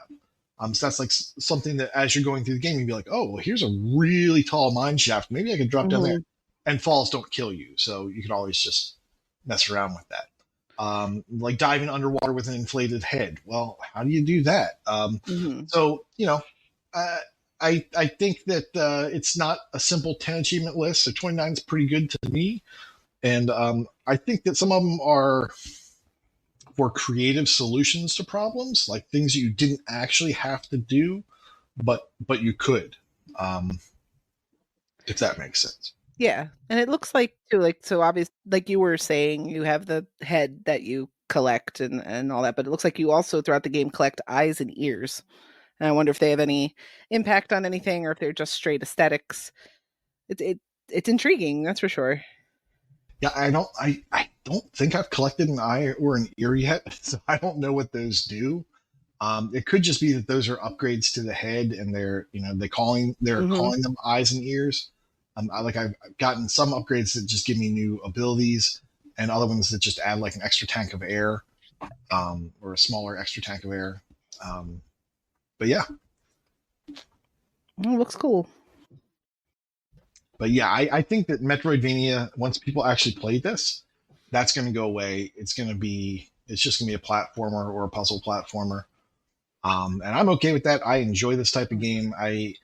It's not exactly a limbo-like, but it's got that puzzle platformer aspect to it, for sure. There are a couple, 2 achievements I think for beating bosses. I'm going to assume that they're, you solve them by environmental with environmental attacks. So yeah, I'm guessing the fact that it has a map might be why whoever tagged it initially put Metroidvania, because like, looking at some videos too, it looks like it aesthetically reminds me also of stuff like Black the Fall and things of that nature. But they don't typically have maps, right? They just kind of move continuously in a sort of linear fashion. So that's the only thing I can think of. But I agree with what I'm seeing, with what you're saying, that I don't think that Vayner tag is going to stick. Yeah, I think that somewhere where the developer was talking about it, I think they might have mentioned Metroidvania, where somebody just got it into their head there's Metroidvania, and somehow that's how it got genred. But once anyone plays it, I think they're going to know, oh yeah, doesn't really fit. Yeah, you get abilities, but yeah, it doesn't really fit a Vayner. It doesn't feel like it's going to pass the double jump test. Yeah, I don't think there will be a double jump in this game. Might be a jump and float, but no double jump. So, Nate, more importantly, are you going to be the first person on TA to finish Airhead? Oh, probably not. Oh, come on. I mean, I get distracted by shiny things. I've got a couple other games I'm playing that I just recently started, and on Thursday we're getting some more Game Pass games that I'm interested in. So yeah, I'm probably going to get distracted. I'm not going to have this be the only game I'm playing. I will probably not be first. We haven't mentioned Airhead. We haven't mentioned Airhead since we were talking about the worst Halloween candies. So you need what? I just speak the truth. No lies detected, as the kids say. Kids are dumb. All right. Well, yeah, I was asking on TA, it says Puzzle Metroidvania. We think the Metroidvania is going to go away. But are there any Metroidvanias that are also listed as puzzle currently?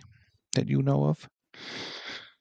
If only there was a way to search. It's funny because it's fun. Well, I have Kooshipedia that I am asking. I mean, I trust you more than TA. I would, if I had to guess. What I was gonna say, there's maybe is that honestly, Metroidvanias in their nature are puzzly, in my opinion. There's a lot of times you have to figure out. It's like a Zelda thing where you step on switches and this and that, and a lot of them are just puzzly by nature, but don't get the designation. Yeah. When I'm searching, I'm finding 5: Airhead, Superland on Windows, Superland 6 Inches Under, and The Last Case of Benedict Fox. Both have puzzle and Metroidvania. Oh. I remember when you were excited about that game once upon a time. You do like shiny things, don't you? I still like that game. It does not have good combat. Well. All right. So that was Airhead. Very nice showcase, everybody. Which leads us, of course, into sales. And Koosh, we haven't heard your voice in quite a long time, so if you want to tell us what tabs you have open, that'd be great. Sure. I got 3 things to look at. There's Saints Row Gold Edition. This is the new version of Saints Row. You can get the base game for $9 down from $30, which is, that's not bad. Or you can get the Gold Edition, which contains all the DLC for $18 down from $40. That's a little better. This is a third-person shooter open world, 54.5 to 67 hours of gameplay. Next up, we have Gunborg Dark Matters, which is $3.74 down from $15. This is a run and gun game. It reminds me of some other run and gun games, like Velocity 2X. Actually, I'm not sure if that genre is run and game or not, but I like that game, and it reminds me of that, so that's why I bought it. Next up, we have Oceanhorn 2, Knights of the Lost Realm. Speaking of Zelda-like games, talk about wanting to play those. The original Oceanhorn was a phone game, and it was a Zelda-like, and it was good. It was okay. It was the Zelda-like we have at home on Xbox, and I enjoyed it. This is Oceanhorn 2. It looks like it's better. It looks like it was designed for consoles, maybe, or just really good phones. It's $17.99 down from $30. It's an action adventure, 15 to 20 hours.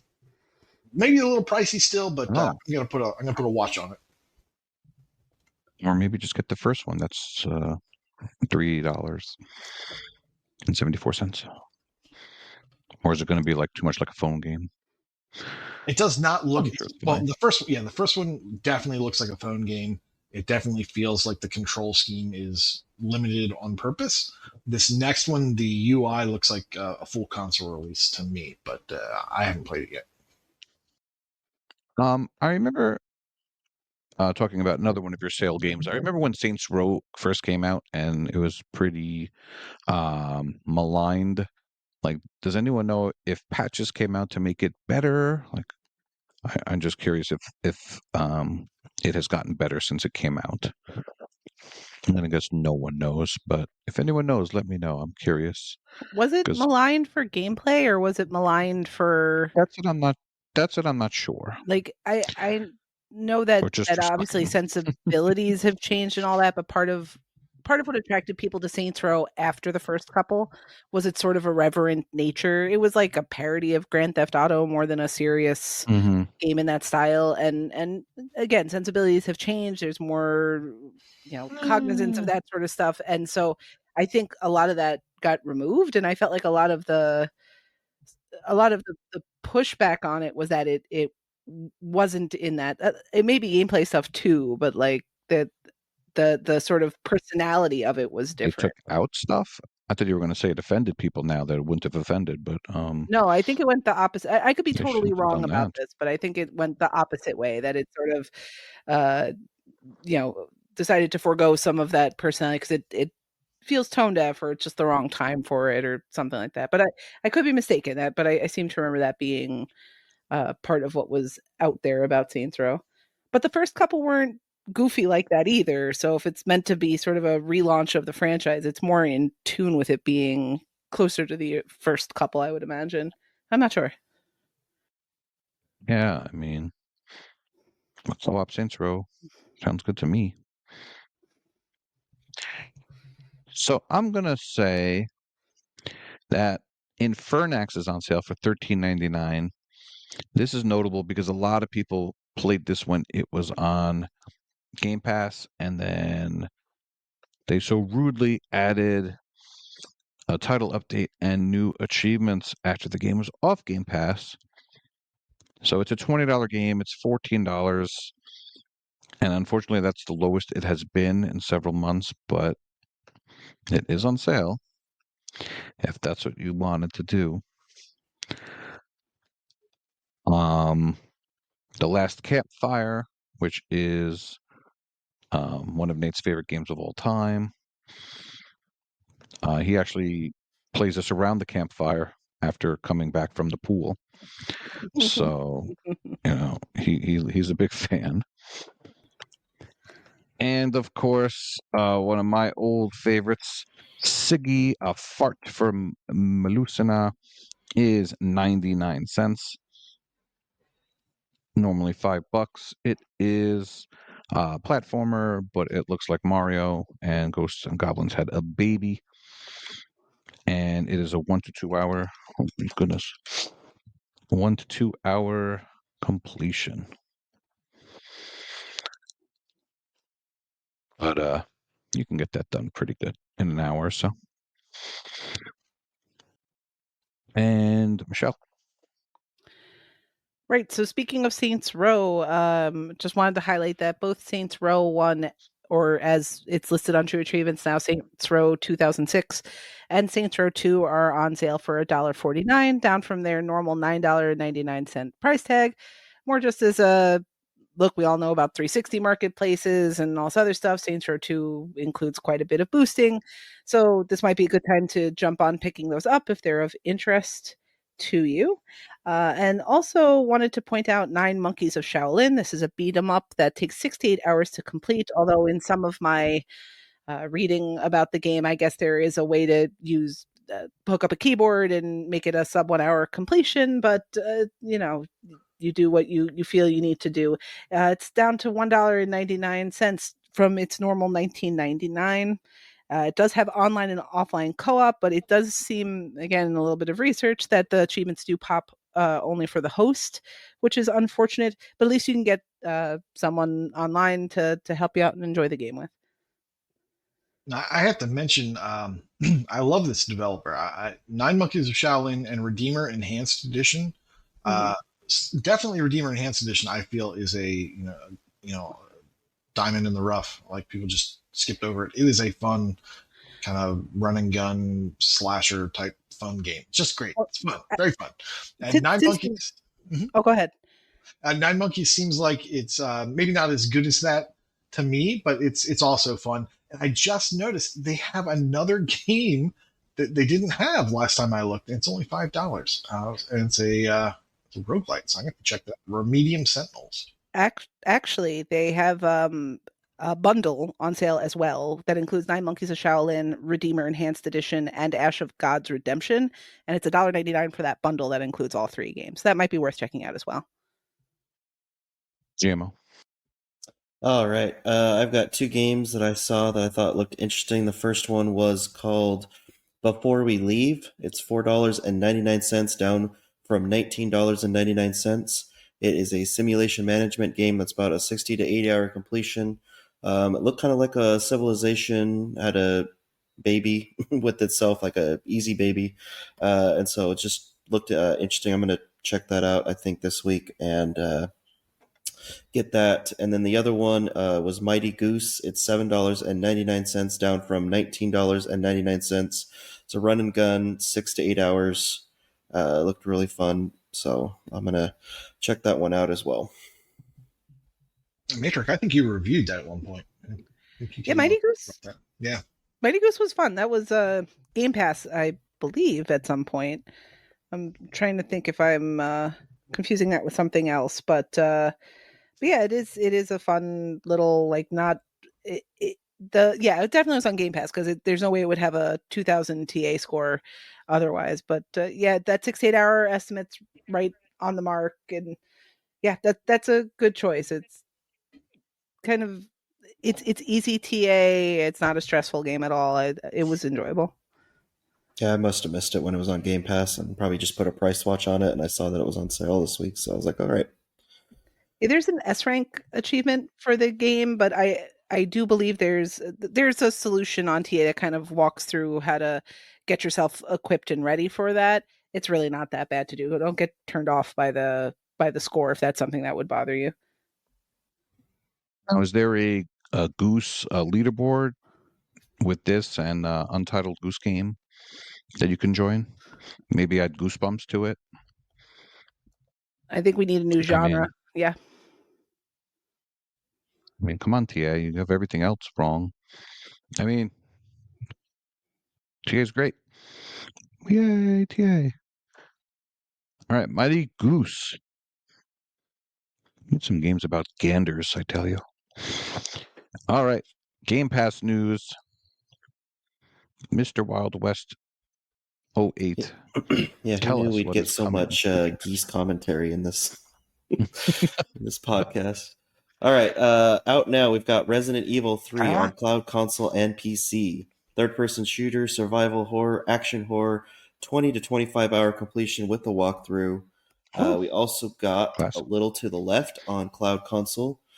It's a day one release there, and I just got the notification that we got Bloodstained Ritual of the Night, cloud console and PC, returning to Game Pass. It's a platformer, Metrovania, 40 to 50 hour completion. And then also we have Plate Up on cloud console and PC. It's a party game. Later on this month, in February 20th, we have Return to Grace on cloud console and PC. Steam has it as an adventure game. It's a first-person narrative set in a visually stunning 60s retro sci-fi world. Mystery narrative where player choice affects story branching, clue discovery, character relationships, and the game's thought-provoking conclusion. Experience a variety of interactions from harrowing balance beam crossings to hacking ancient computer systems to operating an unwielding flamethrowing jetpack. Evening-sized game that can be completed in one sitting and replayed for different experiences. That sounds very interesting. Leaving Game Pass on February 15th, so by the time this podcast comes out, that will most likely not be able to play this anymore. But you've got Opus Echo Song of Starsung Full Bloom Edition and Galactic Civilization 3 on Windows. And then, of course, will be Game Pass. And then we'll have more news, hopefully, next week. So is A Little to the Left the lead game in the press conference? Because that was on Switch for the last year, and now Xbox is getting it. I know Nate's been looking forward to this one. Yeah, this is one I'm looking forward to. It's a puzzle game. And yeah, it has cats, not dogs, but I'm still interested in it. Yeah, it's about kitty cats. Yeah, just make sure to be cat-sided for it. Just a little, just a little to the left. You're just picturing a cat trying to knock something over, and wonderful, wonderful, wonderful. Oh, right. We are at that time where we talk about the amazing accomplishments of our listeners, otherwise known as Brett Camp. Michelle, as our guest, you can go first. And so I shall. Let's kick it off with some milestones that people have achieved. Sober David, 89, has reached 100 completed games. Winter Muted has reached 150 completed games. EL Sock is at 450 completed games. What the Fug has passed 700 completed games. Nutty Ray at 950 completed games. Northern Lass with 1,000 completed games. Dave Bodum with 1,100 completed games. And Mental Knight 5 is on this list twice for having completed in the last week both the milestone of 2,100 completed games and 2,150 completed games. That's intense. Congratulations, everyone.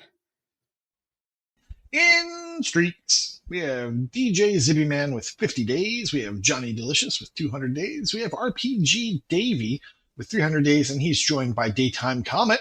New name, thank you for friending us. Chestnut with 400 days. Junior Mario 2004 with 600 days. Surf Biscuit with 1,600. Unky Tim Fu with 2,650 days. Prue with 2,900 days. Matrarch is not just joining us so she can hear me say that she's got 3,800 days. And we have Matt iPad with 4,000. The only reason she joined. That's right. All right, Gamerscore, we've got Nebulae with 200,000 Gamerscore, Dinoman87 with 450,000 Gamerscore, Crazy Catman with 600,000 Gamerscore, Expobos with 650,000 Gamerscore, WD23 with 800,000 Gamerscore, Dunkos with 800,000 Gamerscore, R56 Cooper S11, sounds like a password there, 850,000 Gamerscore, Facial LaFleur with 900,000 Gamerscore, Elsock with 950,000 Gamerscore, Shadowless AU with 1 million Gamerscore. Congratulations on that. Sniped by a Girl, 2.6 million Gamerscore. Mental Knight with 3 million Gamerscore, and then just to top it off, he hit 3.1 million Gamerscore. In leaderboards, trying to be nice, Death Dealers is in the top 10,000 of Achievements 1 leaderboard. Kingsman is now third in USA Gamerscore leaderboard for Sandbox. Speaking of cats, Luke 17,000 is now in the top 5 of the TA Difference leaderboard for Windows. Oh boy. MDP 73 is now in the top 5 of Ontario Gamerscore leaderboard for point and clicks. He wants to simul some artifacts with me. And Ross Saucer Ross is third in Georgia Completed Games leaderboard. And Mental Knight 5 is in the top 10 of TA leaderboard for Adventure. I wonder why. And he decided to tag me in Brad Camp for some reason. Let's see what he said. At Big L, Breakout was my last intentional completion and my last intentional completion and my last intentional achievement, something I did in a game just because it was on a list. It's in the game Breakout Recharged. It's called What Shall We Do Now? And What Shall We Do Now is also what we say when we get the last thing in a list for a contest. Oh, he tagged me again. It seems fitting enough since Breakout was probably one of my first 4 video games back when those were only available at my cousin's. And sitting there wiggling 2 controllers on my lap, try after try, because the Microsoft gods told me to do this, is a perfect example of the nonsense I'm happy to be done with. Oh, come on. Breakout is a classic. Oh, yes. He got the achievement, complete all challenges in co-op mode. Oh, how come you didn't invite me, Mental? I would have helped you for sure. Totally good at that game. Thanks for tagging me. Everyone else should be tagging me with their, anything with completions, a hard achievement they got, having a baby, whatever it is. Just tag me. I want to read your stuff. New food for you to try. Yeah. So eat potato skins. Do not eat airheads. That is the moral of the podcast. And and always eat chicken wings as well.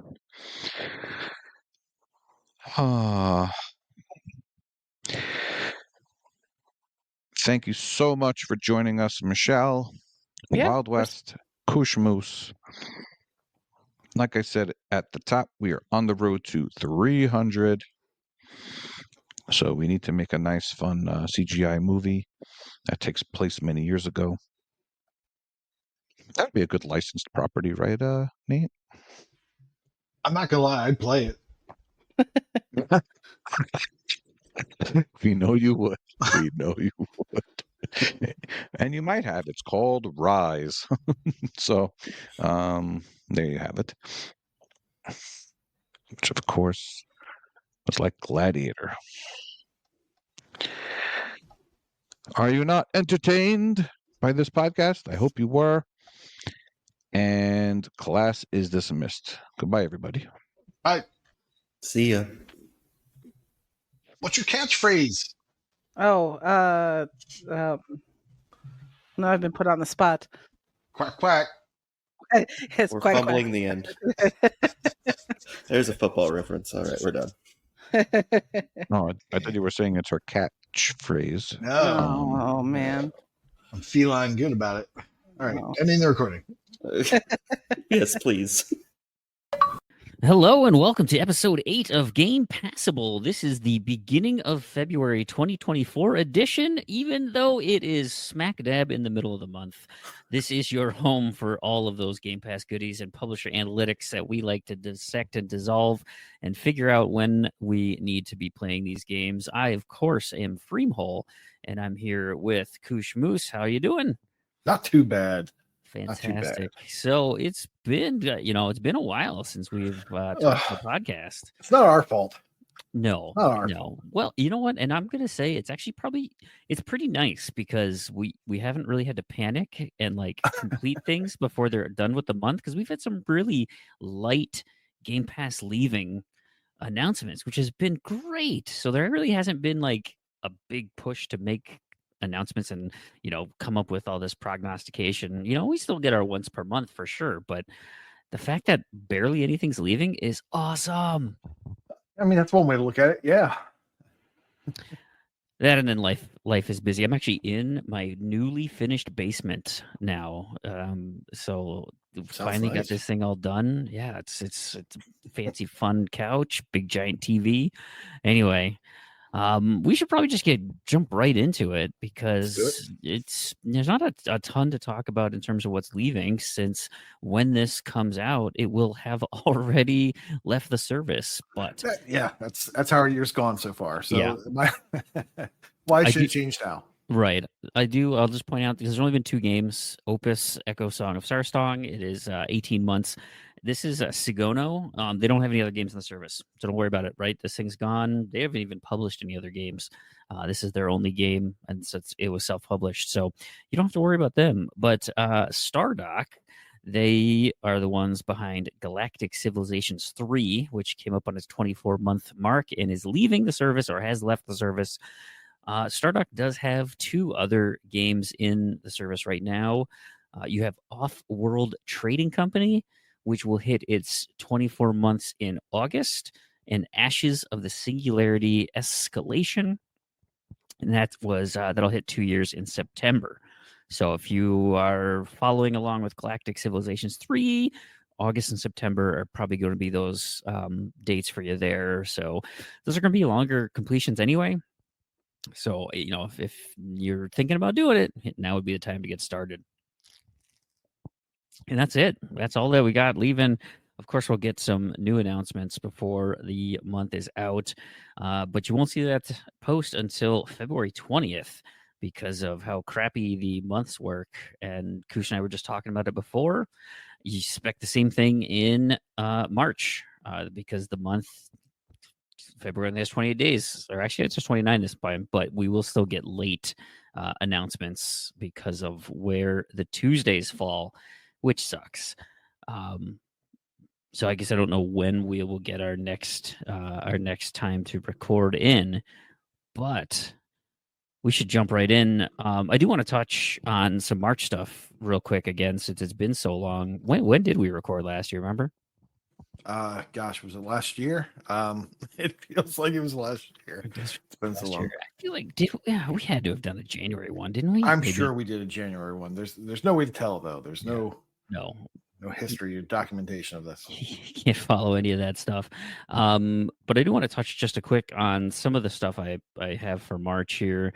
We mentioned last time Ni no Kuni 1 and 2. Those are going to hit 12 and 18 months respectively with Bandai Namco.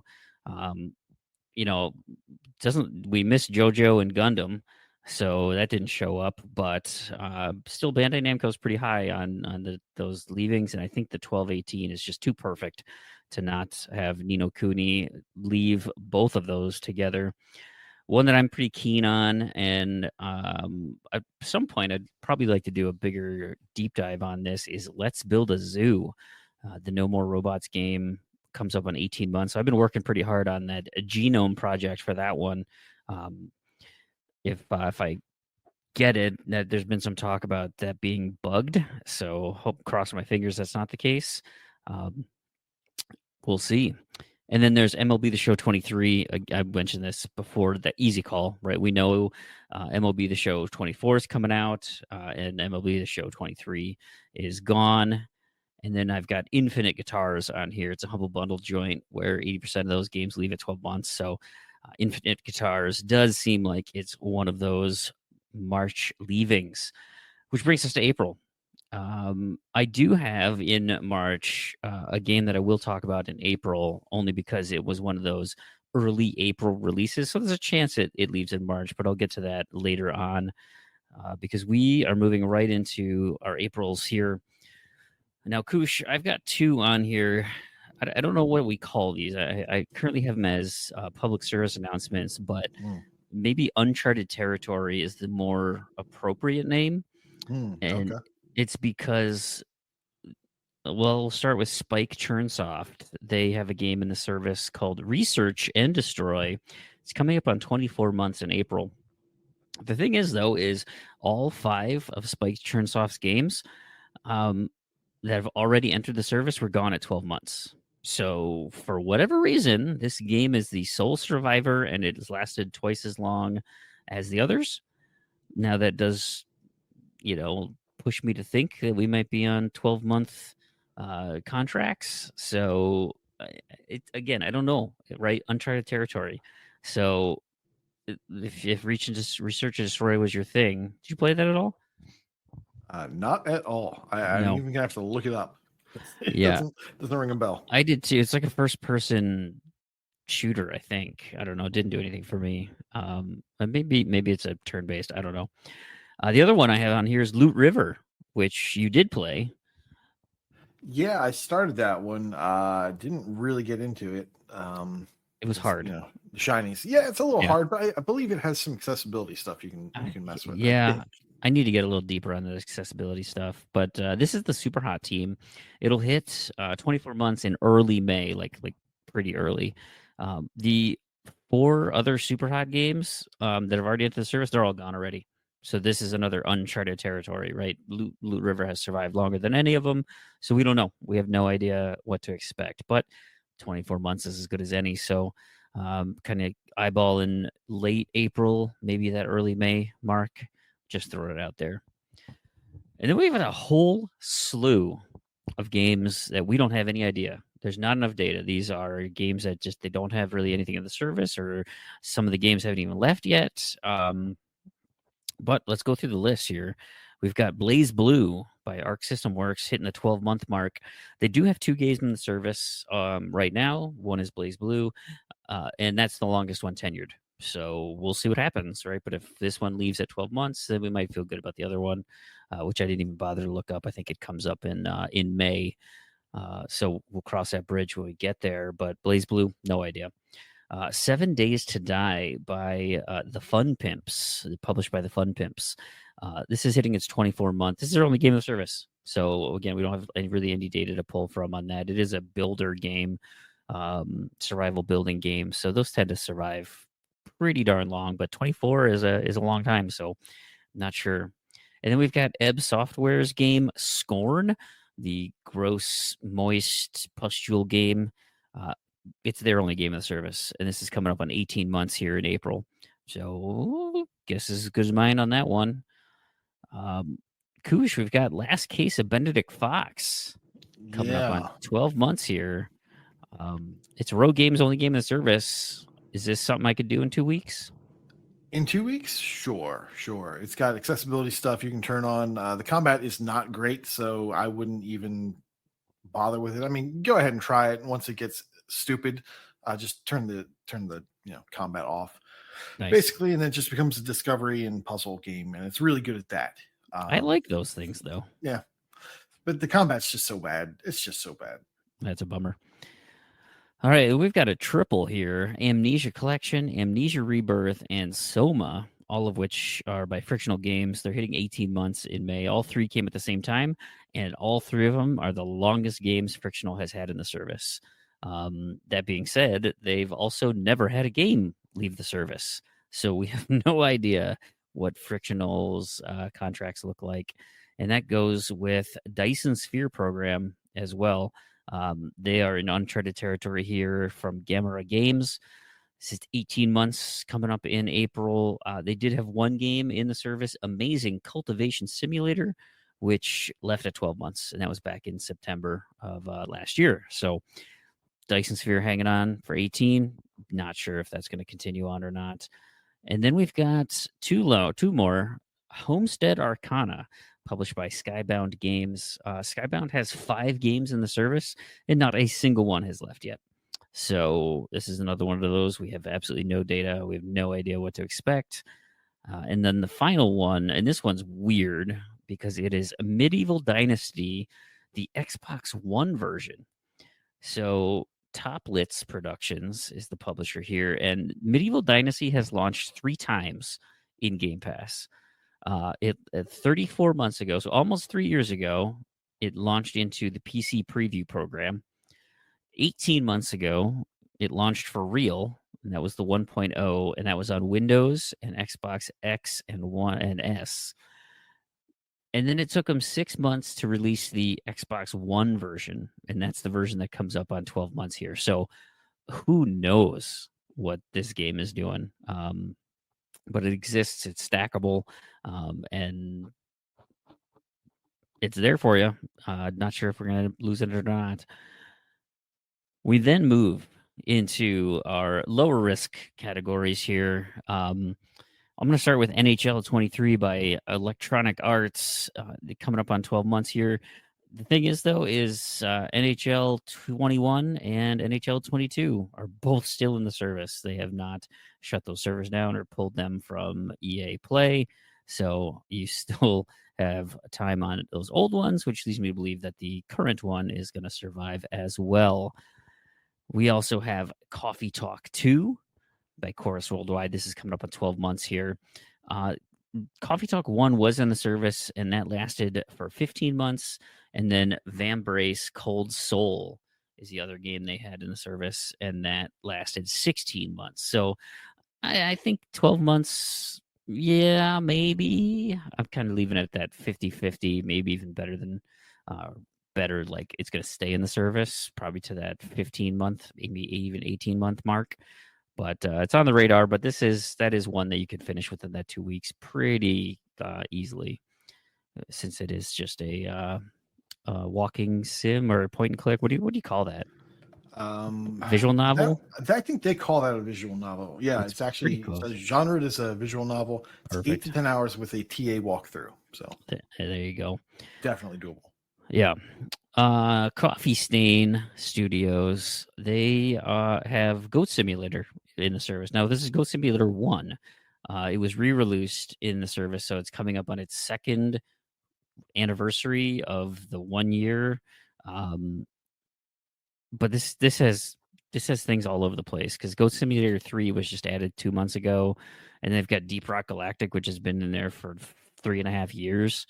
And then Valheim had 2 release dates coming up on 17 and 11 months as of April. So like they're kind of all over the place. And since Goat Sim was already in the service and was pulled out and went back in, I think this one's probably going to stay, especially with Goat Sim 3 in there.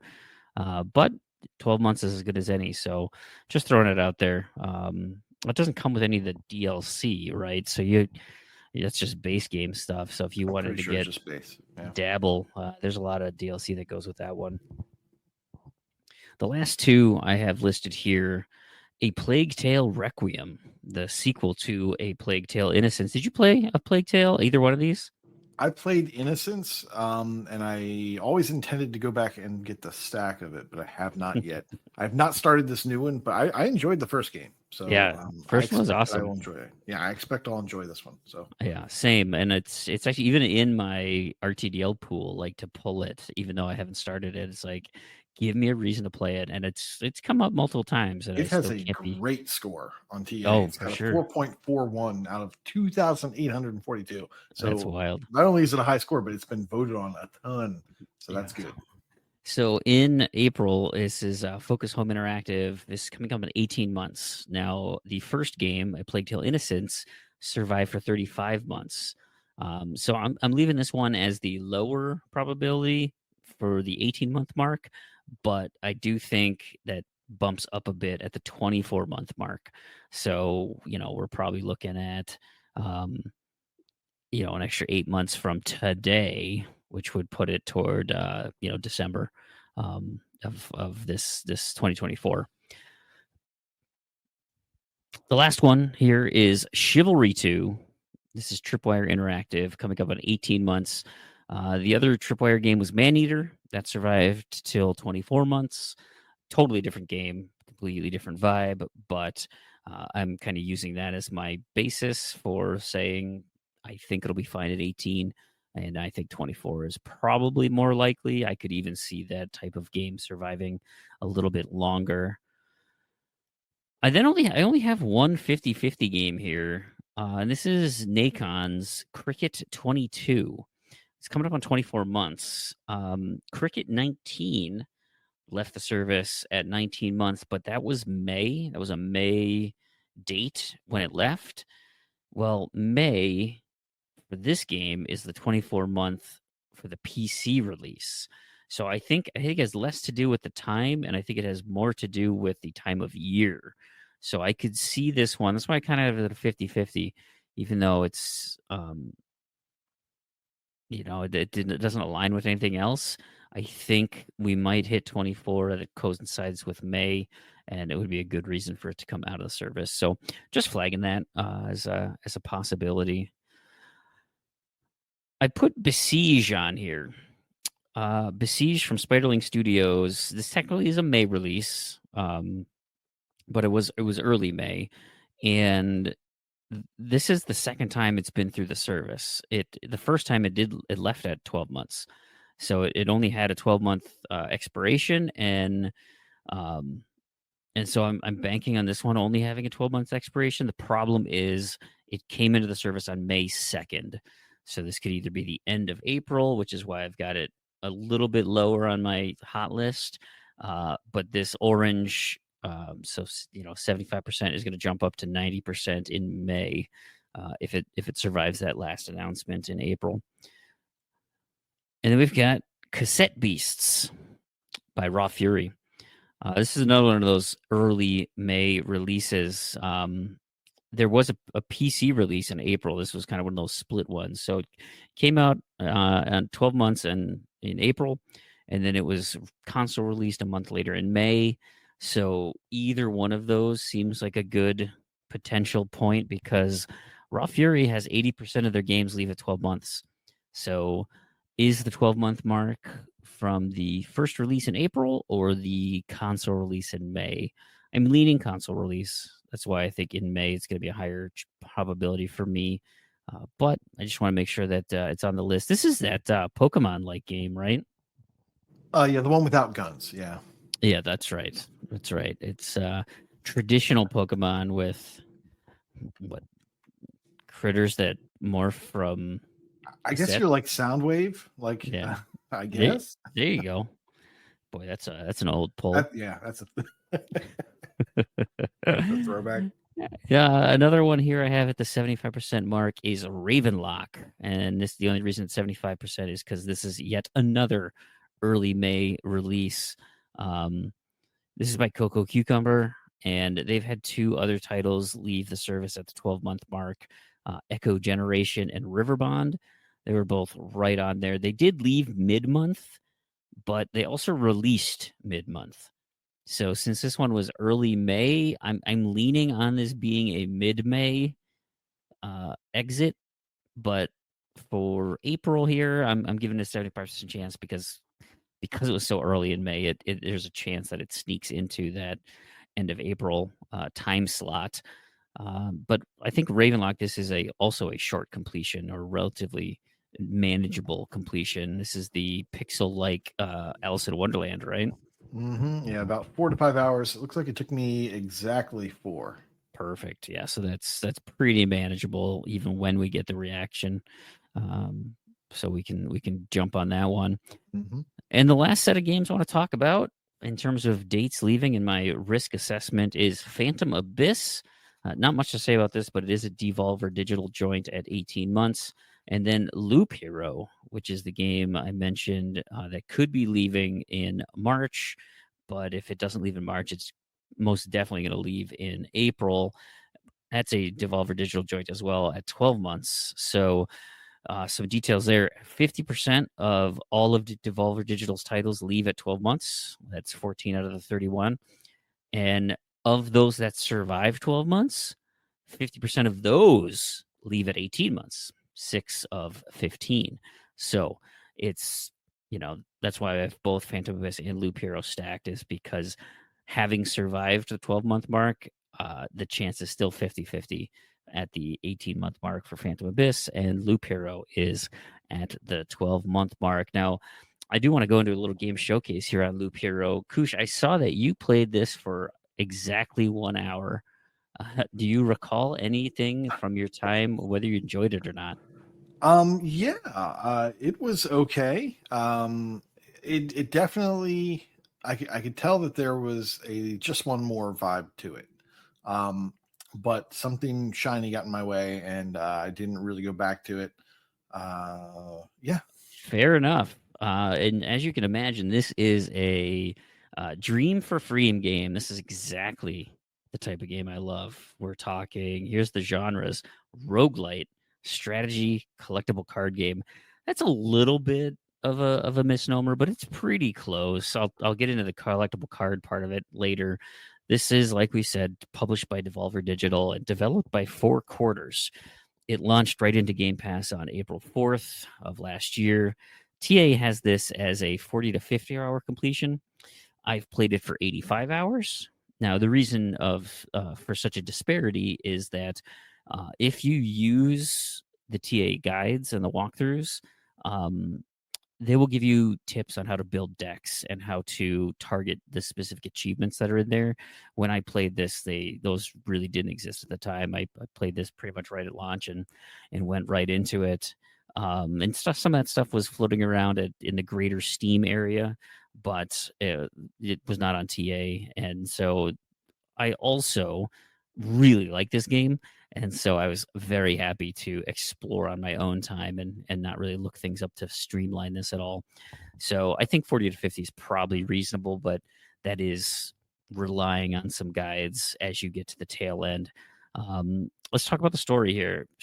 Pretty darn simple. You start the game, you've got this big black screen and an empty loop. It's a procedurally generated loop. It's like a little pathway, and your little knight shows up on it. And your knight, he has amnesia. That's it, right? It's a pretty shallow story, but it gets deeper and more interesting as you go. But we're not talking about life-changing type stuff here. But it is interesting, and it helps the narrative and explains why you are in this black emptiness void with just this little track right there. The gameplay is also super simple. 80% of your screen is this little circular map here. Again, it's just a little loop with a couple bends here and there, and it's procedure generated each time.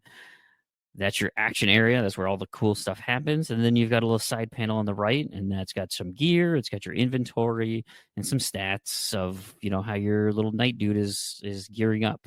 And they'll still have things like damage or your attack speed or your evasion percentage or whatever. And there's a bunch of different things that can be in there to, min-max your character as you play the game. Like I said, the loop is randomly generated, and you hit the little go button, and your dude just starts going. It's an auto walker.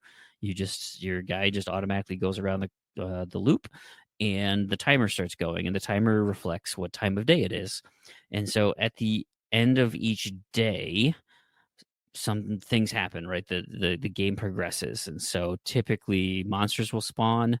Or I know some of the things is you get some life back, right? You each new day you get something that happens, but mostly everything kind of triggers on those days. As you go around, you'll run into monsters every now and again. The first monster you're going to see are these like slimes. They'll spawn no matter what, and so you can just, without doing anything, you will just fight slimes over and over and over. Once you get into the battle screen, it's an auto battler. You don't even have to do anything. It automatically attacks.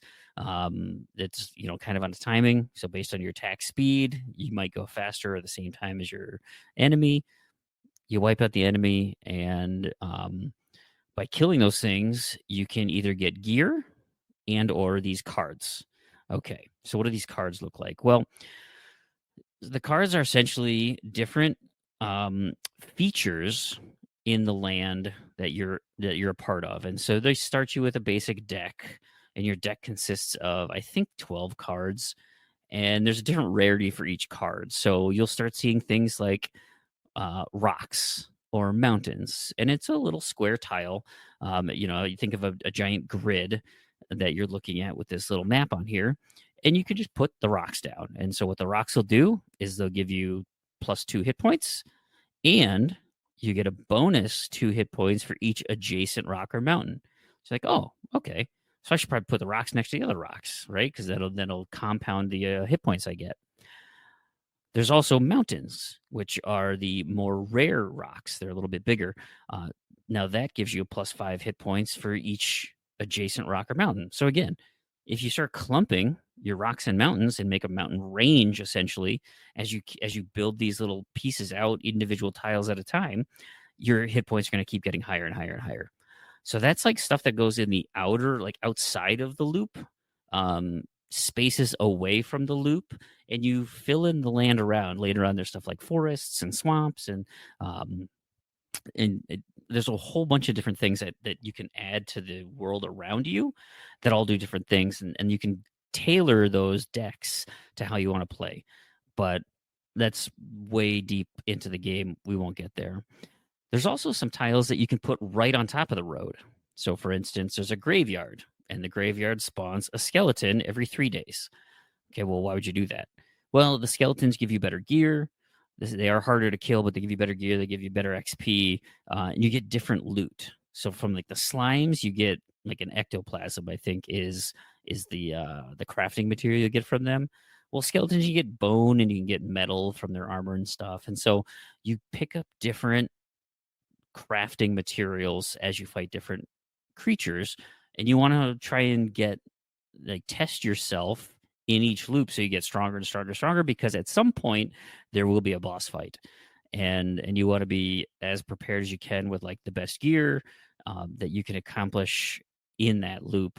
And then there's some other things that are adjacent to the roads. For instance, a spider cocoon, and that is it spawns a spider on an adjacent tile once per day.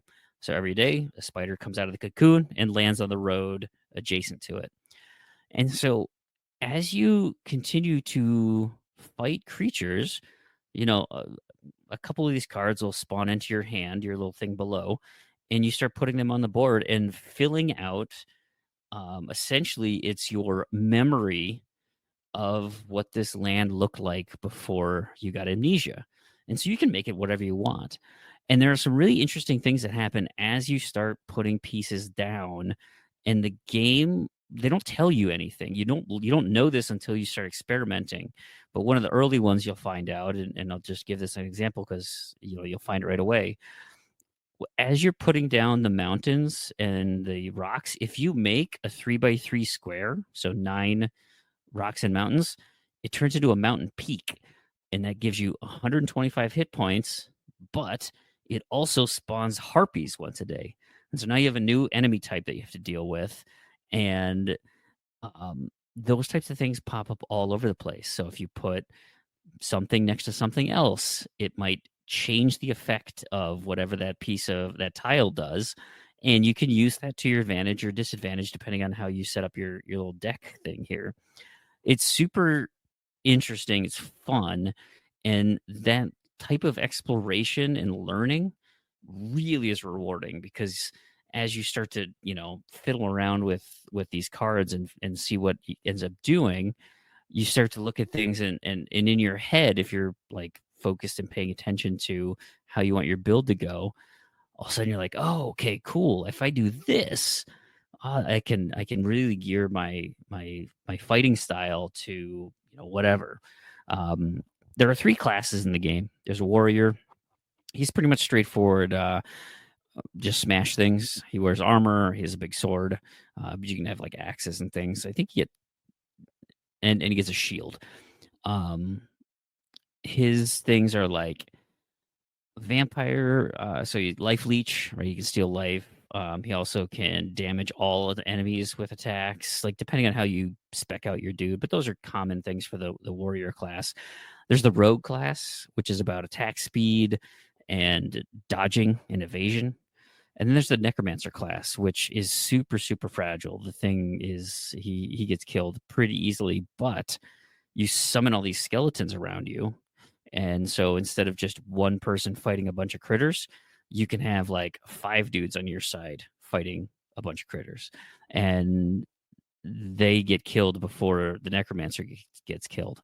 So there are different ways to play, but like for instance, one of the videos I was watching, and it reminded me of when I was playing, is you can build a place that instead of using mountains and rocks to get hit points, you get hit points for every creature you kill with a soul. It's like, oh, okay. So I need to kill stuff with souls. Well, then I don't want graveyards because graveyards have skeletons. Skeletons don't have souls. So I'm going to take the graveyard out of my deck, but I'm going to put in the forest because that gives me these little wolf-looking things, and they have souls. And so every time I kill a wolf thing, I'll get more hit points, and you can just jack up your character that way. And so you get to build all these different, approaches on how to play. I did say it was a roguelike, roguelite. And what the roguelite elements are is as you go through your loop, you will be collecting crafting materials. And as you successfully make one loop and you get back to your starting point, it'll ask you if you want to go home or if you want to keep going. And if you go home, you get to keep 100% of the stuff that you collected. You don't get to keep any of your gear, like your weapons or anything like that, but you get to keep all the crafting materials, 100% of what you have. If you choose to press on, you can still keep stuff, but you are risking it as you go until you get to the next loop. But like, let's say you go through and you just barely survive a battle. You don't get your hit points don't replenish after each battle. So you have to survive the entire loop. And as things go, the days take longer, more enemies spawn, et cetera, et cetera. It kind of builds upon itself. And so you're looking at it, you're like, I think I can make it one more time around. And that's when you pretty much can't. At any point outside of a battle, you can say, okay, I'm out of here.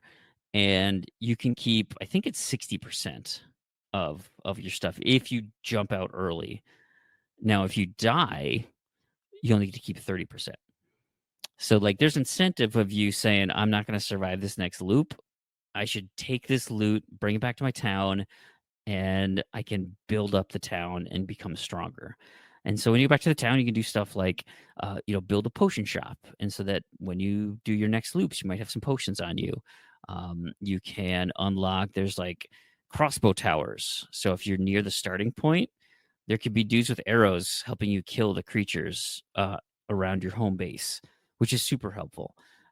And so like you can make your runs easier and easier as you develop your town. And of course, there's achievement for fully developing the town and building all the different structures. So it's in your best interest to do that. Let's talk about those achievements. There are 50 achievements worth 4,000 TA. So this is a juicy game, but not necessarily difficult. It's way more daunting by looking at the list than it is actually completing the list. I will say there is one missable achievement. You absolutely do not need to worry about it. It is missable because you have to beat the boss on your first loop, which when you first play, you will have no idea how to do that. I almost got lucky and beat him, but like you will likely not understand the strategy and how to tile place to give yourself the best opportunity to win on your first go. So I saved it to the end. I saved it as my very last achievement because I can just start a new game. And I think it took me 2 tries to beat it when I started a new game. Now, you can, once you kind of understand the gameplay and how to like, since you are given a deck at the start, you can't manipulate your deck into giving you the best chance to win, but you kind of understand how to give yourself the best opportunity with gear and how to pace things so that you have the best chance of beating the boss on your first loop. Not overly difficult, but it does take some planning. And again, you have to play the game to understand how to do that effectively. The longest one you're going to run into is completing the bestiary. You have to go, they call it the encyclopedia, and it is looking at all the in-game items, all the in-game, the bosses and the critters, and it is fully fighting them. So fighting them one time shows they show up in your little book, and then there's also a currency which unlocks information about those, and so you have to do multiple loops to get enough currency to buy all those spots. You also, for the bosses, there's 4 bosses. You have to beat the last boss 6 times, because every time you see him, he has a different set of dialogue, and the 6th dialogue is the last set of dialogue, and so you have to go through and do that 6 times to fully complete it. You will do that before you even have a chance to finish the bestiary anyway, because you're going to need like materials and stuff. So it sounds daunting that you have to go through the loop 6 times. You will go through way more than 6 times. There's an achievement for dying 100 times. So you will do lots and lots of loops. What I do like about this is the achievement pacing is awesome. There's, with the 50 achievements, they're super consistent early. Like Koosh, you played for an hour, you got 3 achievements. I would say you get about 1 or 2 achievements per hour for like the first 20 hours. So, you're looking at half, if not 60% of all the achievements in that first 20 hours. And that's just by playing normally, trying to complete loops and figuring out how the game works and doing that kind of thing. The later ones, you have to set up decks and scenarios to give yourself an opportunity to unlock those. So you very likely will not unlock those naturally. But what that does mean then is when you set up the scenario to do it, it's relatively easy to unlock. But again, you have to set it up. And then when you unlock it, it's such meaty TA. We're talking 4, 5, 6 ratios, just because it's convoluted to set up. But if you understand how the game works, it's pretty straightforward. You can get it pretty much right away. The other warning I'll give you is that there is a press start achievement. It's setting out on your first exhibition or your first loop, automatically unlocks one. So this will jump on your tag almost immediately. So if things I've said so far don't jump out at you or are keen to your interests, then either play it at an alt or watch some gameplay. But I will warn you against watching some gameplay, because the graphics are pretty gross. They don't look special at all. It is very muted colors, and even the pixel art is not terribly detailed.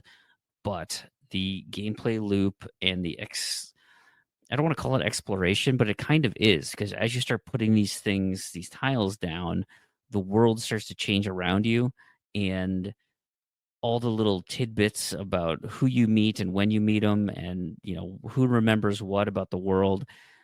The story is really neat and interesting, albeit relatively shallow, but it's a cool premise, and I super enjoyed myself with this. So Koosh, what do you think? Yeah, it sounds like you had a great time. You not so much. These 40 to 50 hour games, if there's not like action involved, they're harder for me to stay kind of in them. Yeah. I can see myself going back in and just getting some easy stuff, because I haven't died yet. It's an achievement for dying. Right. So yeah, and going 10 expeditions is right. not difficult. So I mean, there's some low hanging fruit, as there people super like is. to say. So I can see myself returning and getting some. I don't know if I'm gonna stick this one out for the long haul, just because it's not I don't get to actually swing the sword. Nope. Everything is done for you. That's super. It's it's almost a lot more like item management, because as you get things in your inventory, you're kind of looking, okay, what is the straight damage? Oh, this does more damage. Oh, but this one has thorns on it, so that's helpful. Oh, but this one, yeah, it's lower armor, but it also does life steal, and so you're kind of like, like you would with Diablo, where you're min maxing your gear. That's the extent to which you can help yourself out. But each class kind of plays differently. So, like, I had a lot of fun with the rogue, where it was all about trying to hit guys as fast as you can and try to wipe them out with critical attacks before, because you're kind of a glass cannon before you get wiped out yourself. So, like, going high on dodge and attack speed and critical damage. You kind of try to build your character out. You get a ton of loot, ton of gear, and a ton of these tiles. And so as you play, you like really start to figure out some strategies to how to give yourself the best opportunity to survive these loops. I will admit, like, those first probably 10 hours, you're just like, how the hell am I supposed to do this? Like, it seems so difficult and daunting. And then as you kind of play, things start to appear and you're like, oh, okay, if I did this right, and the game kind of opens up. And it got to the point, like, where I was consistent, like I was consistently finishing the game. Like, I knew exactly how to beat the final boss and how to deck my character out and what kind of deck to build, to give myself that opportunity. So, like, it becomes pretty trivial as you go, and really you're just going into loops to get crafting materials so that you can unlock the bestiary or build enough buildings to, complete all the achievements that way. So I will say, like, the tail end of things is probably a little slow because you've essentially mastered the game at that point and you're just kind of going through the motions. But that window's pretty short. I mean, you're probably going to only grind for 5 hours there at the tail end, to kind of clean everything up. But I super enjoyed it. I had so much fun with this game. This is, again, right up my alley. And yeah, give it a shot. Like I said, it's probably leaving in May or in April, but there is a chance it leaves in March. So if this piques your interest at all, I would probably get started here soon, just so that if the end of March comes up, you can make a mad dash to get some good TAD. But even if it isn't until April, you give yourself a couple extra weeks to get those hours in, since it is 40 to 50 hours using some of those guides and stuff. And that's it. That's what we got for Game Passible mid-February edition, beginning February, but also mid. First of Feb, yeah. Yeah. And so I guess we'll see, because by the time this comes out, we'll already have announcements for what's leaving at the end of the month.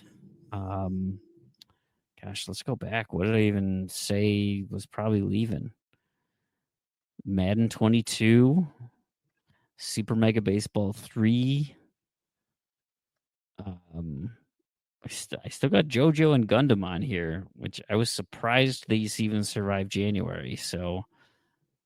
Oh, and then I mentioned Inkulanati. We just got the announcement that that's coming. The achievements are going live at the 1 year mark. So, and they retroactively unlock. So we'll see what happens. But I guarantee that, well, I guess I don't guarantee. I think that is going to start the 12-month clock, but we could also get a Loppin situation where you've got 2 months with achievements. Yeah. So I'm a little nervous. But that's what we got for the end of February. We'll see what pops up. Cool. I think that'll do it for us, Koosh. Yeah, I think we're out. I think we are just waiting on the next batch of info. Yes, sir. Yes, sir. Oh, since we haven't talked in a while, and I tend to go long on my game showcases, we are well past our target time. So sorry for you all listeners, but guys, love it. you know, with the Super Bowl yesterday, Koosh and I didn't get to play our games, so we didn't get to talk. Mm-mm. It's been busy. Got lots of zombies to catch up on. Yeah, hit him with my car. Oh gosh. Stupid cars. Awesome. All right. Well, I guess that's us signing off. Hey, we'll catch you guys next time. See ya. Alrighty, bye.